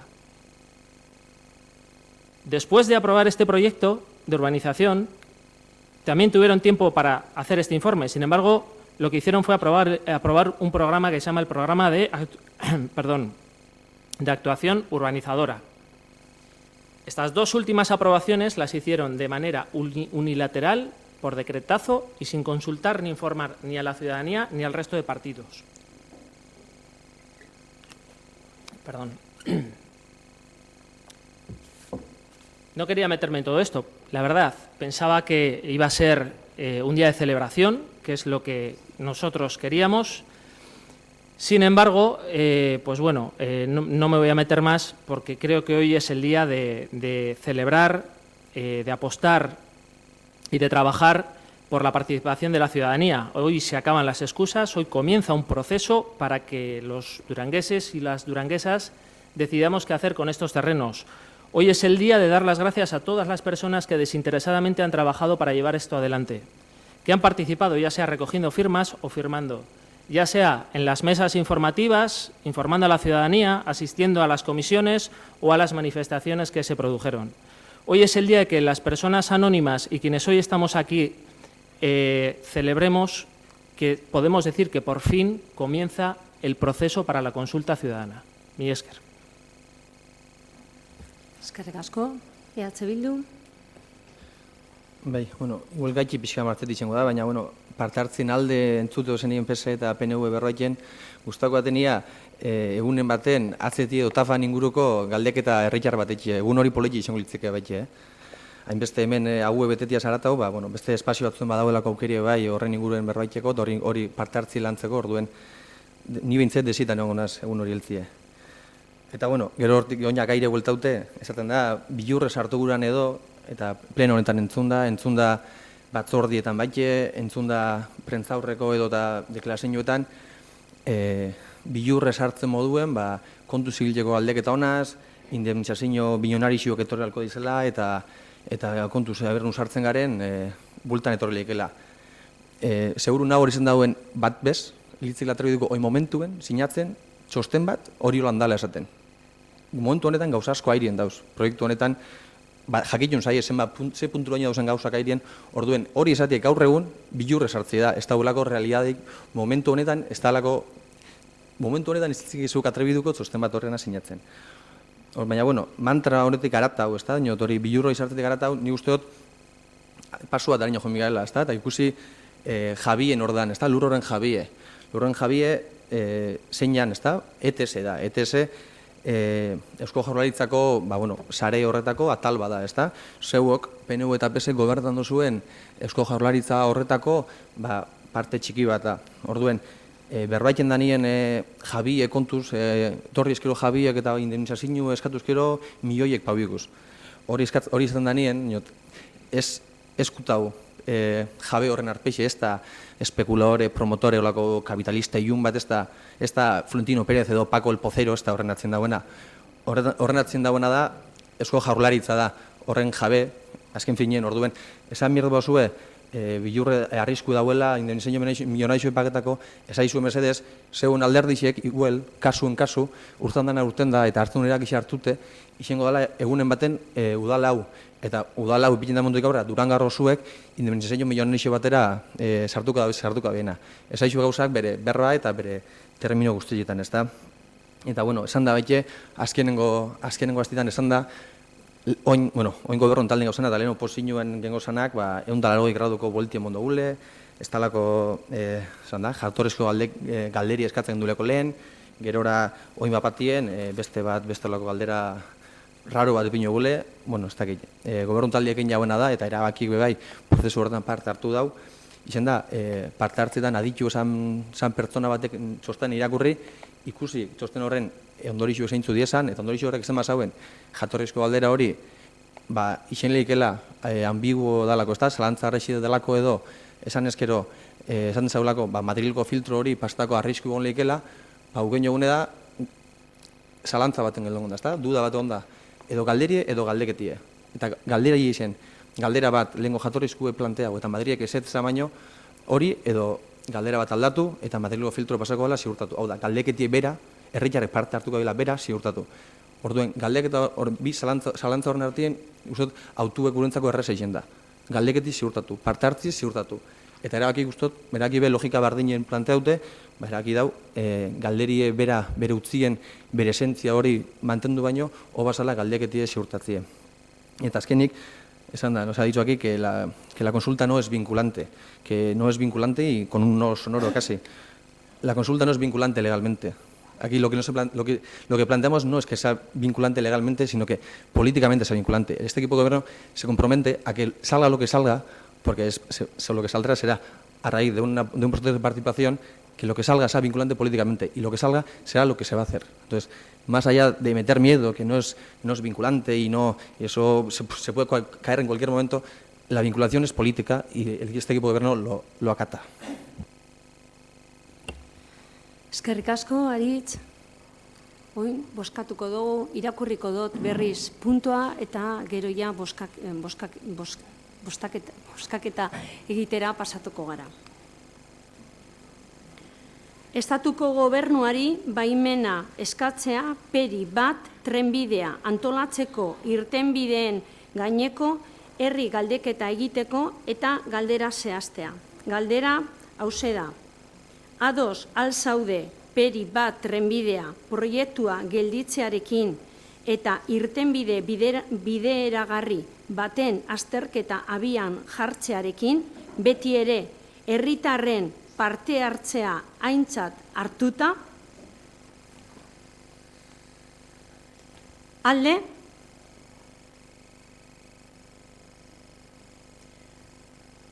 pospozik esaten dut, hau batez onartzen da.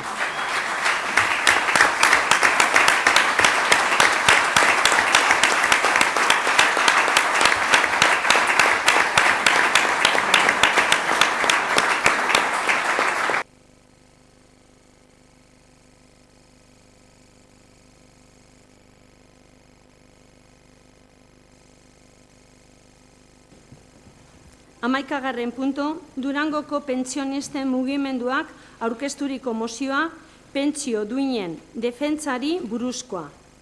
Mesedez, Matias Oregi etorri defendatzen.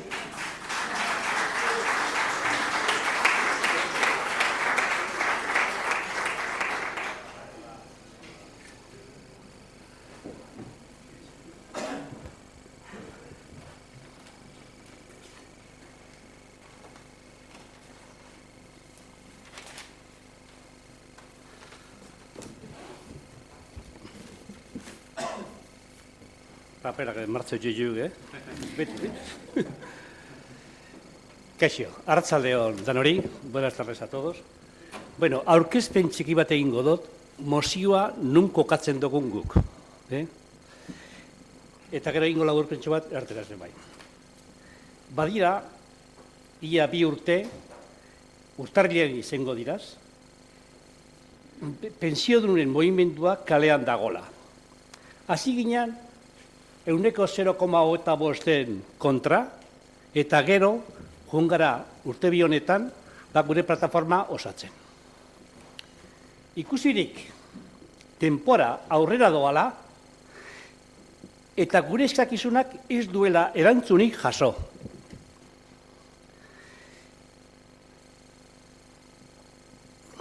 Da orduen, erabaki gendun aurrera paso bat emotea.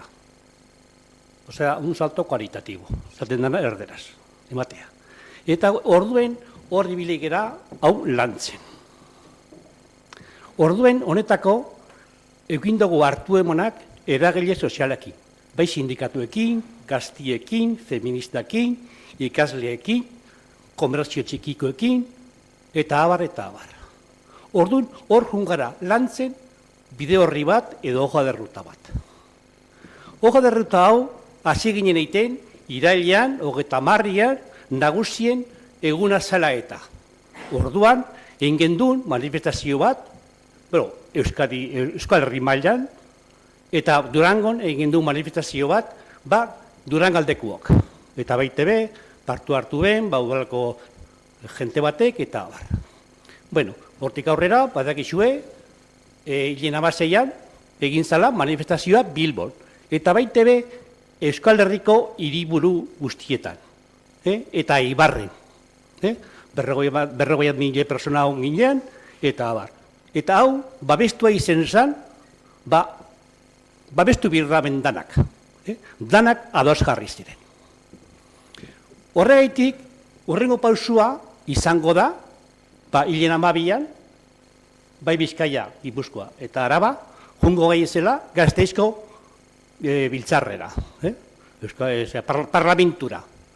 Aldarrikatzen, batez be, bere eskumenak, dekozan eskumenak, gure estatutuak, parlamentua dekozenak, horrek, aplikatu deezen gure pensioen alde. Hau da, eurek baduke almena, eta hau Tribunal Konstituzionalak eta danak babestute dago, eurek komplementue, leikez pensio honek, miseriasko pensio honek deko guzenak. 1.008 arte. Eta baite bezkatuko dugu, hau da, RGI edo, esaten da, euskeraz, RGI izaten dugu beti, a ber, errenta, bermatzeko, diruzarrerak bermatzeko minimo bat.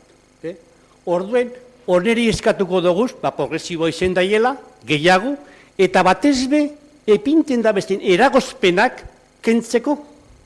Ze, klaro, bai, zu jaso zeinke gehiago, gitxiago, baina gero, eragozpenak, epinten da bestenak, esposuz kentzen, jente gutxi gartzen dugu parte. Eta guztien da usteo presupuestuetan bajada badagola, klaro, zuk esaten mozu, eragozpenak, orduen, hola doi, ez da? Hori da, eta gero, beste bideo horretan, atzo jakin gendun, zelan, beste mobilizazioan ibili ginen gertatzen, urtarrilerako. Eta atzo jakin gendun, eragile sozial batzuk, nola, hilean, 30ean, mobilizazio erraldai bat nahi dela egin, eta batezbe, hola, greba orokorra edo huelga generala planteatzen dela. Hori da testu ingurua. Hau da, segaitik, gure aldarrikapenak, nahi dugu zelako, eta ez bada nahiko, astelen guztietan egoteko, hor, behian, eta beste herri batzutan, eta manifestazioak egiteko, eta gure eskakizunak, ondinok, ez daut dirurik, bai, badago, pero, hori, debaterako itxiko dut hori. Orduen, hau da, eta orduen hor kokatzen dugu gure eskakizuna. Baita be, gure plataforma edo eskakizunak defendatzea, eta ez hori bakarrik, baita be, herritarrai eta bestiai deitzea parte hartze mobilizazio honetan.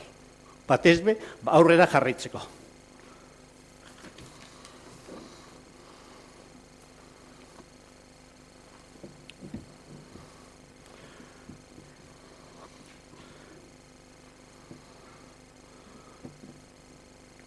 Bueno, bestik, ez, neku da, zanda, ez da?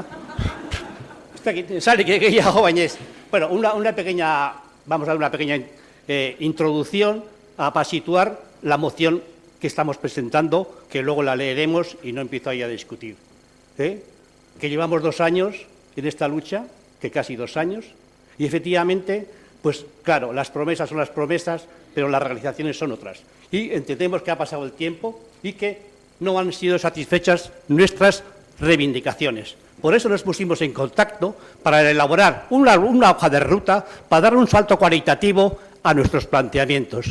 Y en esta hoja de ruta, o por lo menos pusimos en contacto con todos los sindicatos, la Carta Social, vamos a decir, pues el movimiento feminista, los jóvenes, Irakaslea, pequeños comercios, en la cual, pues, a ver qué, y ahí se ha ido elaborando.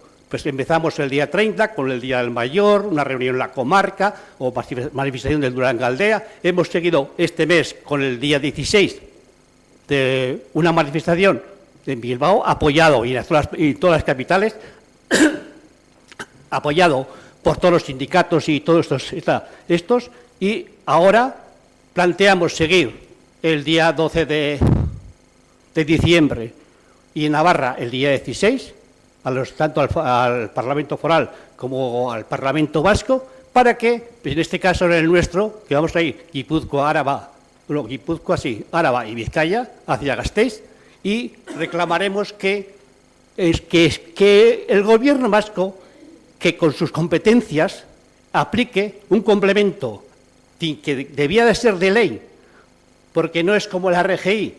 Los pensionistas, una vez que eres pensionistas, eres definitivamente hasta morir pensionista, O sea, no es como una RGI que entras, sales según la situación económica. Parece ser que entran más que los que salen. Con los datos, en fin, vamos a ver, dejaremos para el debate lo que está sucediendo en estos momentos, ¿no? Reivindicando eso. Y después, pues ya ayer mismo, que yo por la prensa casi me he enterado, porque lo que sí sabía era que teníamos una reunión en Gasteiz, o que había una reunión con todos los sindicatos y todo esto, y que ya, pues el día 30 de enero, pues va a haber una movilización general o huelga general. Pues hace tiempo que no se ha hecho en Euskadi, pues igual. Pero bueno, que hay muchas cosas que reivindicar. Que esto parece a veces que es una pequeña Suiza, pero no. Aquí hay cosas todavía en el fondo que están sin resolver. Bueno, eta gero beste gezebez. Erantzungo dugu gero debatea, postean zeuen preguntailero esaten zuen hoi. Eskerrik asko, Matias. Oin, zabalduko dugu hitza, PSE. Muchas gracias al movimiento de pensionistas y a Matías. Bueno, nosotros hemos analizado detenidamente la moción y apoyamos prácticamente todas las reivindicaciones. El único punto en el que no estamos de acuerdo y discrepamos es el punto en el que se indica que la pensión mínima sea de 1.080. Es algo que además muchos pensionistas, incluso ellos, tampoco la apoyan. La creemos injusta, no es creíble y creemos que lo único que se genera con ella es crear falsas expectativas. En el resto de los puntos, nosotros, desde el Partido Socialista, en todos los niveles, defendemos el garantizar el sistema público de pensiones que sea suficiente y sostenible, con unas pensiones dignas, por supuesto, garantizar las pensiones dignas restableciendo la vinculación al IPC como fórmula de actualización de las mismas y la mejora de las pensiones mínimas y no contributivas y apoyando al aumento de las pensiones de viudedad en los casos de parejas sin vínculo matrimonial. Apoyamos también el que se derogue tanto la ley de 2013 como la de 2011 y la no penalización de las jubilaciones anticipadas cuando ya se hayan cotizado los 40 años. Por supuesto, creemos que tenemos que seguir luchando por la reducción de la brecha de género, que afecta a todos los niveles, a los salarios, a las condiciones de trabajo, a los pensionistas. Y lo único que creemos que tenemos que ser honestos y sensatos y que creemos que para conseguir el mayor consenso posible, el único punto en el que discrepamos, y bueno, yo le pedí a Matías a ver si se podía votar punto a punto, ya me dijo que no, entonces nosotros hay un punto en el que creemos que por justicia y equidad no lo podemos defender, entonces por eso nosotros nos abstendremos simplemente por el punto de los 1.080. Eskerrik asko. EAJ. Arratsaldeon, eskerrik asko. Lehenik eta behin eskerrak eman nahi dizkizuegu bai etorri zarien guztioi, baita zuen atzean dauden jubilatu eta nagusiei be. Benetan eskerrik asko zuen indarra eta kemenagatik eta denon eskubideak aurrera eramateko jotake aritzeagatik. Gure gizartea hobetzen lagundu duzue eta laguntzen jarraitzen duzue. Decía que primero de todo dar las gracias tanto a las personas que nos habéis traído hoy aquí estas peticiones y habéis venido a defenderlas, como a todo el movimiento que tenéis detrás. Nuestra sociedad solo puede agradecer vuestro legado, ensalzar el duro trabajo en épocas difíciles que nos ha hecho llegar a una sociedad sin duda mejor en los aspectos laborales.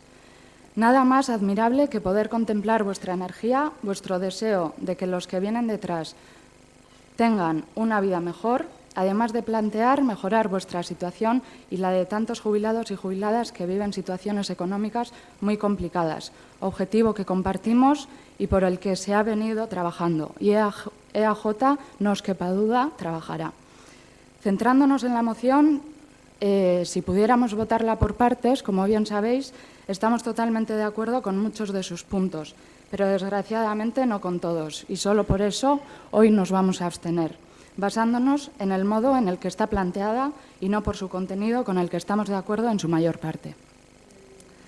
Queremos recordaros que AJPNV hace una defensa del sistema público de pensiones, un sistema que sea garante de la solidaridad entre generaciones y pilar de una sociedad con condiciones de vida dignas. Y es necesario también poner en valor lo conseguido por nuestro partido en el Parlamento Vasco el día 1 de marzo de 2018, donde EAJ fijó claramente su postura frente a las pensiones. Igualmente, creemos que el acuerdo al que llegó el PNV con el Gobierno central, supuso un paso importante en las reivindicaciones que los pensionistas han mantenido y reivindicado en las manifestaciones. EAJ seguirá trabajando en nuevos pasos que lleven a poder materializar muchas de estas reivindicaciones. Como partido, seguiremos trabajando en la línea que más y mejores logros ha producido en los últimos años, asentando los logros y caminando en la senda trazada de consolidación hacia un sistema público de pensiones vascas consolidado y sostenible. En relación a los puntos que se presentan en la moción, queremos añadir lo siguiente. El punto 1, defensa del sistema público de pensionistas.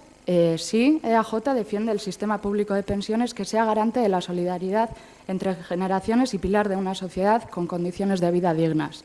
Destacar y poner en valor el acuerdo al que nuestro partido llegó con el Gobierno español, el cual supuso un paso importante en las reivindicaciones de los pensionistas, y recordar también la enmienda que se presentó en el Parlamento Vasco, en la que se tienen en cuenta muchos de los aspectos de la presente moción. Enmienda presentada el 1 de marzo de 2018. El punto 2. Ingreso de suficiencia cumpliendo con las exigencias de la Carta Social Europea. Nosotros lo llamamos RGI. La RGI es una prestación económica mensual para atender las necesidades básicas de las familias que no disponen de recursos económicos suficientes, además de ayudarles a encontrar una salida laboral a través de Lanbide. Evidentemente, esta ayuda la cobran aquellos que acrediten cumplir los requisitos exigidos, por lo que es un sistema que, con todas las garantías de las que la Administración dispone, nos aseguramos que el dinero llega a las personas que verdaderamente tienen esa necesidad, incluidos, por supuesto, los pensionistas. El siguiente punto, el salario mínimo interprofesional de 1.200 euros. El SMI no lo fija ni el Ayuntamiento, ni la Diputación Foral de Vizcaya, ni el Gobierno vasco. Por tanto, no tenemos competencias en ese sentido. Lo fija el Gobierno central de acuerdo con los agentes sociales y sindicatos. No podemos, por lo tanto, pronunciarnos respecto a aspectos que escapan de las competencias municipales. Pensión mínima de 1.080 euros. La Carta Social Europea dice que garantizarse unas pensiones mínimas a las personas mayores. Las pensiones en sí no son un problema exclusivo de los pensionistas de hoy, sino que afecta a los pensionistas del futuro. No obstante, con el actual sistema de pensiones no vemos viable esta reivindicación, aunque sí deseable. Tal y como está el sistema actual, se tiene la pensión en función de lo que se ha cotizado. Lo contrario debiera de llevar a una reforma exhaustiva del sistema actual de cotizaciones, además de que todo incremento en las pensiones mínimas y más de la entidad que se propone habrá de tener un plan de viabilidad. Es por ello que EAJ defiende un debate global de pensiones. Por otro lado, volvemos a decir que en Euskadi la RGI ya se ocupa de complementar las pensiones más bajas y lo hace con un criterio de objetividad atendiendo a las necesidades acreditadas. Revalorización automática y permanente del IPC. Estamos de acuerdo y así lo ha defendido EAJ en nuestro Parlamento. El siguiente punto, la derogación de reformas laborales. Estamos de acuerdo también. La derogación de los aspectos más regresivos de la reforma de las pensiones de 2011 y 2013 también estamos de acuerdo. En cuanto a acabar con la brecha de género, evidentemente también estamos de acuerdo. Y en lo que a los beneficios fiscales de los planes privados se refiere, a falta de que en el año 2020 se lleve a cabo la revisión del impuesto del IRPF, estamos a la espera de lo que pueda surgir de esa revisión en cuanto a tratamiento fiscal. No obstante, también hay que matizar que las aportaciones de los EPSV reducen la base imponible, por lo que no tributan en el IRPF en el momento de la aportación, pero luego, cuando se cobra, sí tributan. Por otro lado, también entendemos y respetamos la decisión de quien quiera disponer de un plan personal o privado de pensiones. No podemos estar de acuerdo con decir no a los beneficios fiscales de los planes de pensiones que tantos vascos y vascas están utilizando como sistema complementario a sus jubilaciones futuras. En cuanto a garantizar por ley el derecho de personas dependientes a una red de servicios sociosanitarios pagados por presupuestos públicos, entendemos que se debe garantizar ese derecho, pero teniendo en cuenta la capacidad económica de esas personas, centrándose en las instituciones públicas, por tanto, en aquellas personas que dispongan de menor capacidad económica. En cuanto a realizar plan específico de mejora de vida de personas mayores y de información municipal y asesoramiento, La mayor parte de los ayuntamientos ya tiene planes en ese sentido y, efectivamente, puede ser una línea en la que este ayuntamiento se puede comprometer. Creemos que este sí que es el punto fuerte que este foro puede garantizar y es en lo que creemos se debiera trabajar. Hacer un llamamiento municipal, totalmente de acuerdo. Recordar que el sistema de pensiones del que nos dotamos es un modelo de reparto con lo que estrictamente los y las trabajadoras no pagan sus cotizaciones para su pensión futura, sino para financiar las pensiones actuales. Por último, y ya acabo, simplemente recordar que EH Bildu en Durango, en los 15 puntos que en campaña presentó para defender la sociedad de las personas mayores, en su punto número 7, propuso garantizar durante los próximos 4 años unas pensiones mínimas de 1.080 euros, por lo que les animamos a dar los pasos necesarios en aras de materializar dicha propuesta. Eskerrik asko. Herriaren eskubideak. Buenas, arratsaldeon berriro. Nosotros, para empezar por el final, apoyaremos sin condiciones la moción, como la apoyamos en marzo del 18, que el anterior equipo de gobierno también la ha hecho para atrás. Lo primero es agradeceros vuestro gran trabajo y lucha por las pensiones, por luchar no solo por las pensiones presentes, sino por las futuras, por las pensiones de todos y de todas. Sois un gran ejemplo de dignidad y lucha, y esta batalla, que en enero va a hacer 2 años, los que hemos estado a vuestro lado desde el principio hemos aprendido mucho. Constancia, solidaridad, compañerismo. Y hiciera frío, calor, lluvia o viento, cada lunes ahí a pie del cañón. Ya fuera también las manifestaciones, las numerosas manifestaciones masivas que ha habido en Bilbao, como la Gran Marcha a Madrid, la Columna del Norte. Sois un ejemplo porque sois una generación que peleó y luchó por los derechos que para algunos nos han venido dados y pensamos que son normales, pero hubo mucho sacrificio. Derechos que se están recortando y eliminando sistemáticamente y las personas pensionistas y jubiladas habéis dicho basta ya. Sabéis lo que costó ganar y sacrificios estos derechos y seguís luchando para mantenerlos. Las pensiones son un derecho, no es beneficencia, no es asistencial y tienen que ser una prioridad para todos y para todas. No valen excusas de que no es mi competencia, que me falta un punto, que me sobra otro. Sois un ejemplo de la defensa real del sistema público de pensiones. Apostar por planes EPSVs, eso no es un sistema público, es un sistema mixto con intención de ir a un sistema privado. Luego le cuento también lo que aprobaron en el Parlamento Europeo hace poquito.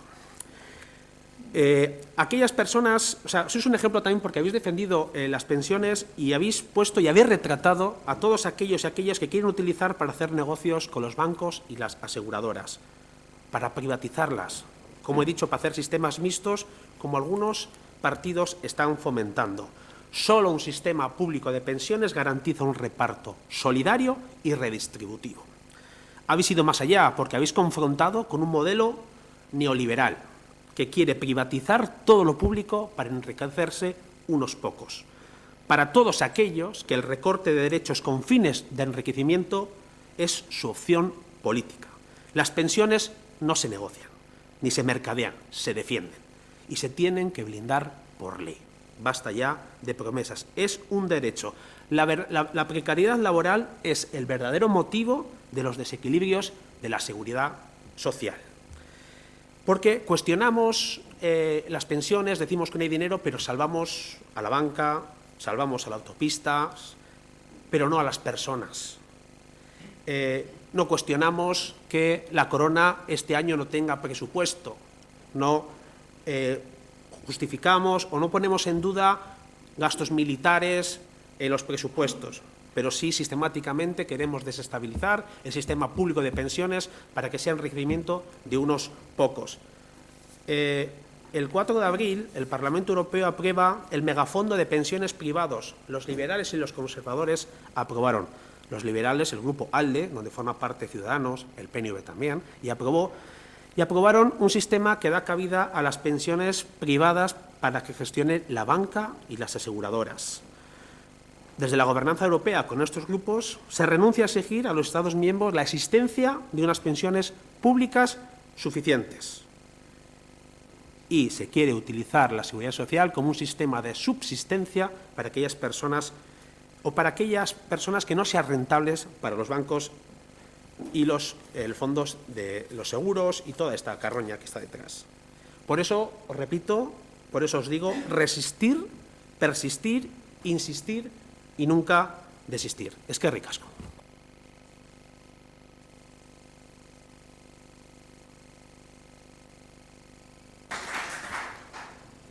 Euskal Herria Bildu. Bueno, hasteko ez ditut errepikatuko Julianek hain ondo aipatu dituen pentsio publikoen aldeko argudioak. Nik gauza batzuk komentatu nahi ditut. Hasteko pentsio mugimenduak egiten dituzten aldarrikapenen harira aipatu nahiko nuke pensionisten egoeraren larritasuna. Pentsioak Nafarroa, datu batzuk aipatuko ditut, Nafarroa, Araba, Bizkaia eta Gipuzkoako biztanlegoen laurden batentzat diru sarrera nagusia suposatzen dute.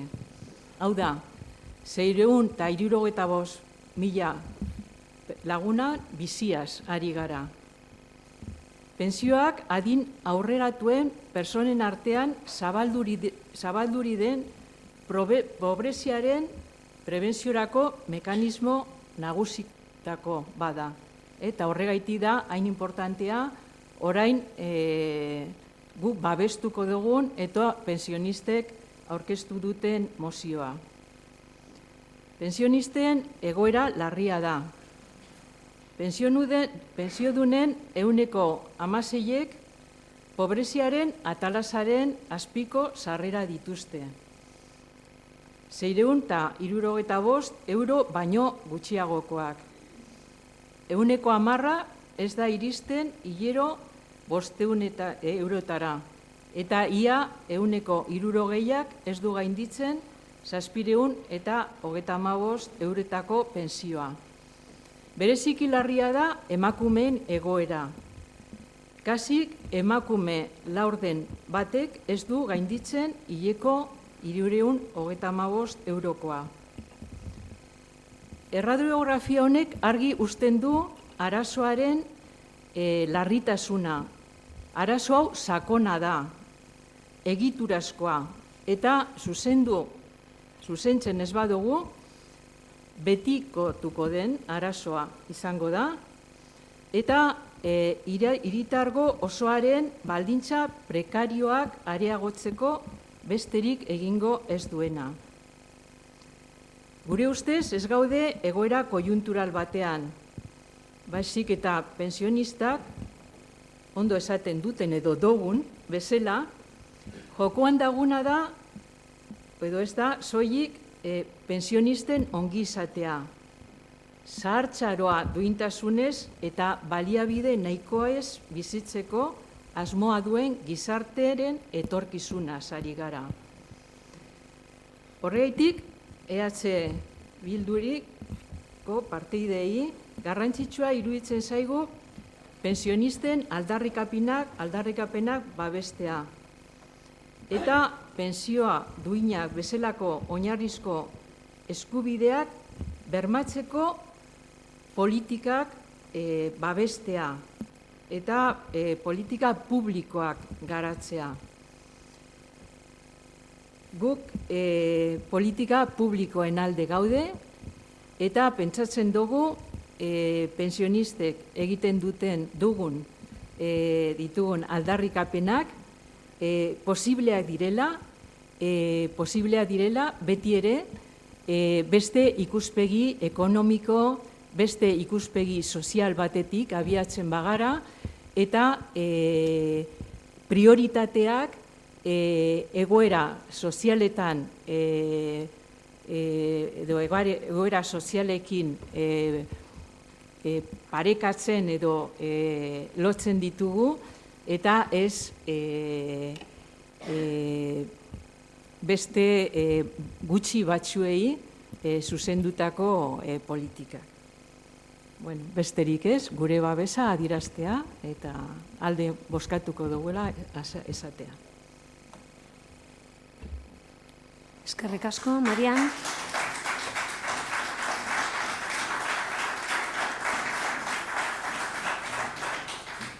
Eskerrik asko, Marian. Matias, zure turno. Bueno, betiko moduen, gauza batzukin gauz da akordo, da beste batzukin ez. Ezta? Baina hemen kustinu da, betiko kinkone kaskabel al gato, esaten da arderaz, el kaskabel.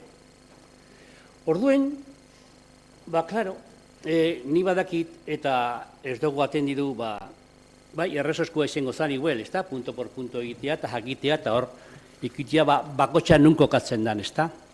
Nik eziok gauza guztiei erantzun. Baina, klaro, pensio publiko duinak, pensio publikoak eta duinak, danok esaten dugu baietz. Danok esaten dugu baietz. Klaro, guri hori golan hasi ginen, baina, da zer da duina? Zer da? ¿Qué es? O sea, una cosa digna. Jungen duen, zean gendun. A ver. Nola urtengoan 1.080 euro. ¿Cómo salió 1.080 euros? Jungen, gasta soziala Europara, eta hori izaban. Hau da, euneko, tal, irurogei, tal, porcentaje bat, hori da. 2 urte bat. Orduen, ez dakit, bi enkuesta ondirez, Euskal Herrian, bata bestinatzian. Bata iban, gobernuak, aspaldin ezaben egin, pobrezia mailan. Euskal Herrian pobrezia maila, gobernuko enkuesta berak, Urkullu ezaban, euneko 20 murriztuko bala, ez, euneko 10 gehiago, sartu da pobrezian. Eta hori enkuestioi publiko da. Aste honetan, pasaban astien, Caritasez esan dau. Datuek horrena badakaz, gorku ediez, ni ez nahi dedikitzen periodismora erora, baina izaten dau. 334.000 persona dagoz Euskal Herrian esklusinuen, hau da, pobrezian, osea, eskluite dagozenak. Hortik, 1.084.000 esaten dau esklusion severa. Esklusion severa. Erdie baino gehiago, severa. Da hortik erdizek, 80.000, zaten dabe, en una extrema exclusiva, o sea, precariedad. Hori da egoera. Orduen, duine zer da dixetea, da, ekustea zuraldemenekoa, bastakit, 500 euroaz o 600 euroaz, gaur hori botel girozikot, ero besti ingo dut, hori mine moten dau. Noberak eukinarren horren beste. Orduen, gizarte solidario bat, danontzako bada, pobrezia da. Hemen, zein Andaluzian, zein Alemanian, zehan be pobrezia dago, Da txarto dagoz pensioak. Orduen, karo, gu ez gauaz, pensio pribatuak defendatzen, pensio pribatuak defenditu daizela pribatuek. Orduen, esaten dugu nien, gu, gauz kontrapunto bada, fiskalitatea. Norekin rebajaten diez, hori, gure diruekin, nok aurrezturik ez pensio pribatuek, igual lipai, osati bat, baina nok, gehienok dirue dekogunok esku artean, hor gorde, ero ez gorde, baina, danon dirue da, orduen, azkenien, goaz apurka-apurke dirudu nahi laguntzen, eta ordun hori, banku egin jasela, baina, klaro, sartu nik ez, baina diskurso bat ez dut nahi egin, ze dirue nundagon ez dagon, badakigu, ze esan do Banco de España, noremeste milio, ez da bla devolbiduko, tan felices, da zemate galdu dabe etxe bizitza, eruen hipoteka ezin tabelako pagau. Da horrek, etxe barik, da arek bankue, pero, hau da, horren beste, nik uste dut, hemen gagozenok, badakigule nundi doan. Orduen, ez dugu atendidu, hori, punto por punto egitea, ze usten dugu, punto bakotxak besti dakarrela. Eta, 1.500, claro, ez dago, si no hay salarios dignos, no hay pensiones dignas. Punto. Eta 5 milioi persona badagoz.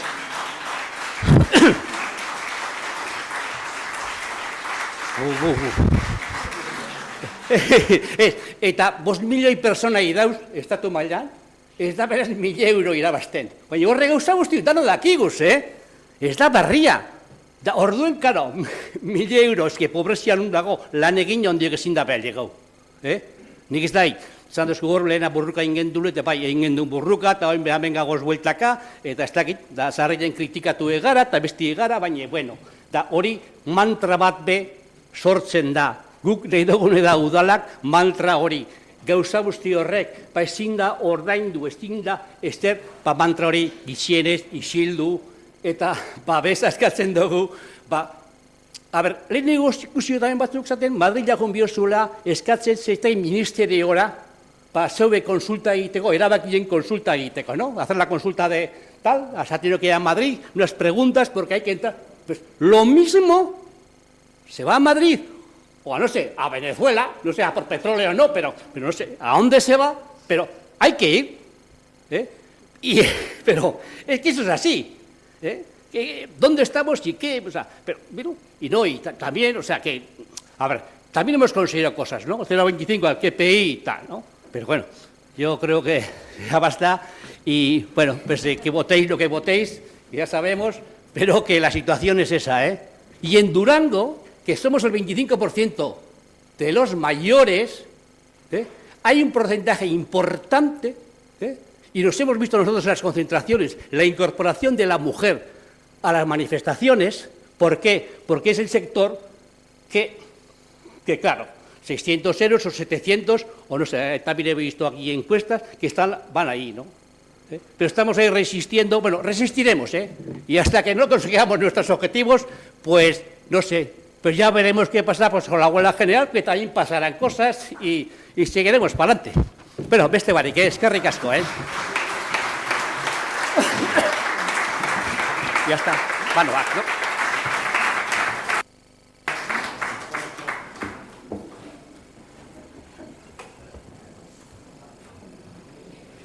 Bozkatzera pasatuko gara edo turno nahi duzue, PSES, EAJ, BES. Bai, herriaren eskubidea turno nahi dau.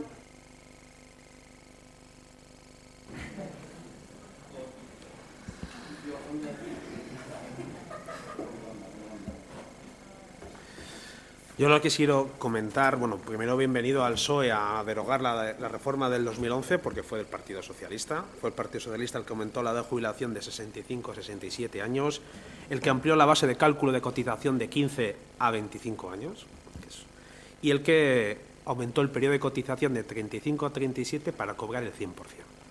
Ongi etorri.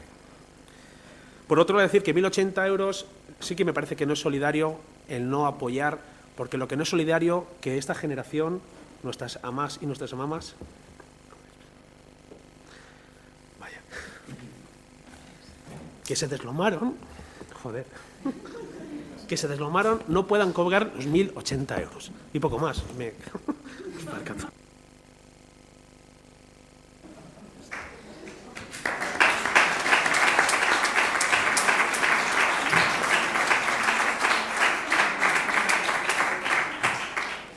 Eskerrik asko, Julian, herriaren eskubidea. Barkatu.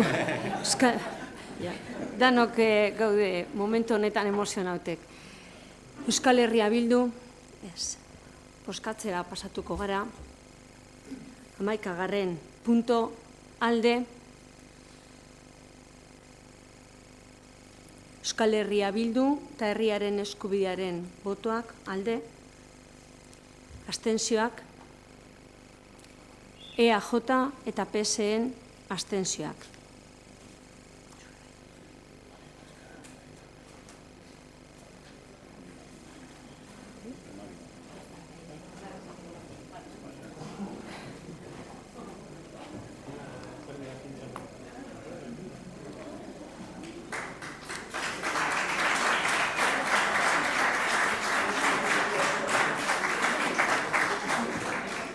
Azkenengo punto, 12. eskaerak eta iraunak, eskaerak? Bai? Bai, gu galdera batzu dekoguz. Udal gobernuak konpromesuen jarraipena egiterako orduan lau galdera hauek suertatu zaizkigu. Lehena, irailerako municipalen kotxe bi estimatzen ziren, azaro bukaeran gauz, eta gudakigule ondino baldintza agiriak ez dauzeinek. Bigarrena, Durangon jarri berri den garbitasun eta zabor kontratuen jarraipena egiterako orduan, jankine kontratua udala, udaletzien dekogun kontraturik importantiena, alde batetik, esan dozue alde zaharrekin datorren aztien elkartuko zariela, eta bigarren galdera, geunken bosgarren edukiontzia azarorako zan, eta noizko plateatzen den ipintian. Hirugarrena, lezako iraikinean umeentzako udazkeneko programazioa aurreikusita zegoen, baina azaro bukaeran oraindik ez dugu programazio hori jaso. Eta laugarrena eta azkena, prejubilazioen buruz, komentau dozue pizkat gaia, baina gure dugu jankin eurek notifikazio ofiziala jasota dekien, eta gero bestaldetik guk jubilazioen txostena eskatu dugu, idatziz eta ez dugu jaso ondino, eta gureko nekinu jasotzea. Horrek, oingo galderak, eta besteen erantzuna jaso dugu eta eskerrik asko jasotzearen, baina galditu diez bi pendiente eta gogoratu ingo dotzuaz,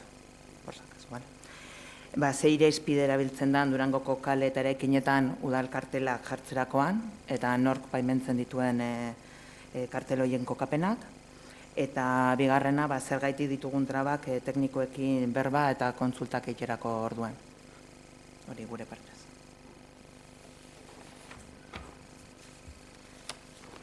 Zondo, galderaren bat, gehiago?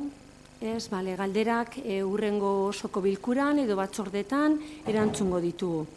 Honegaz, amaitutzat, emoten dugu gaurko osoko bilkura, eskerrik asko, etorri zarenei, eskerrik asko, zinegotziei, eta urrengo osoko bilkura arte.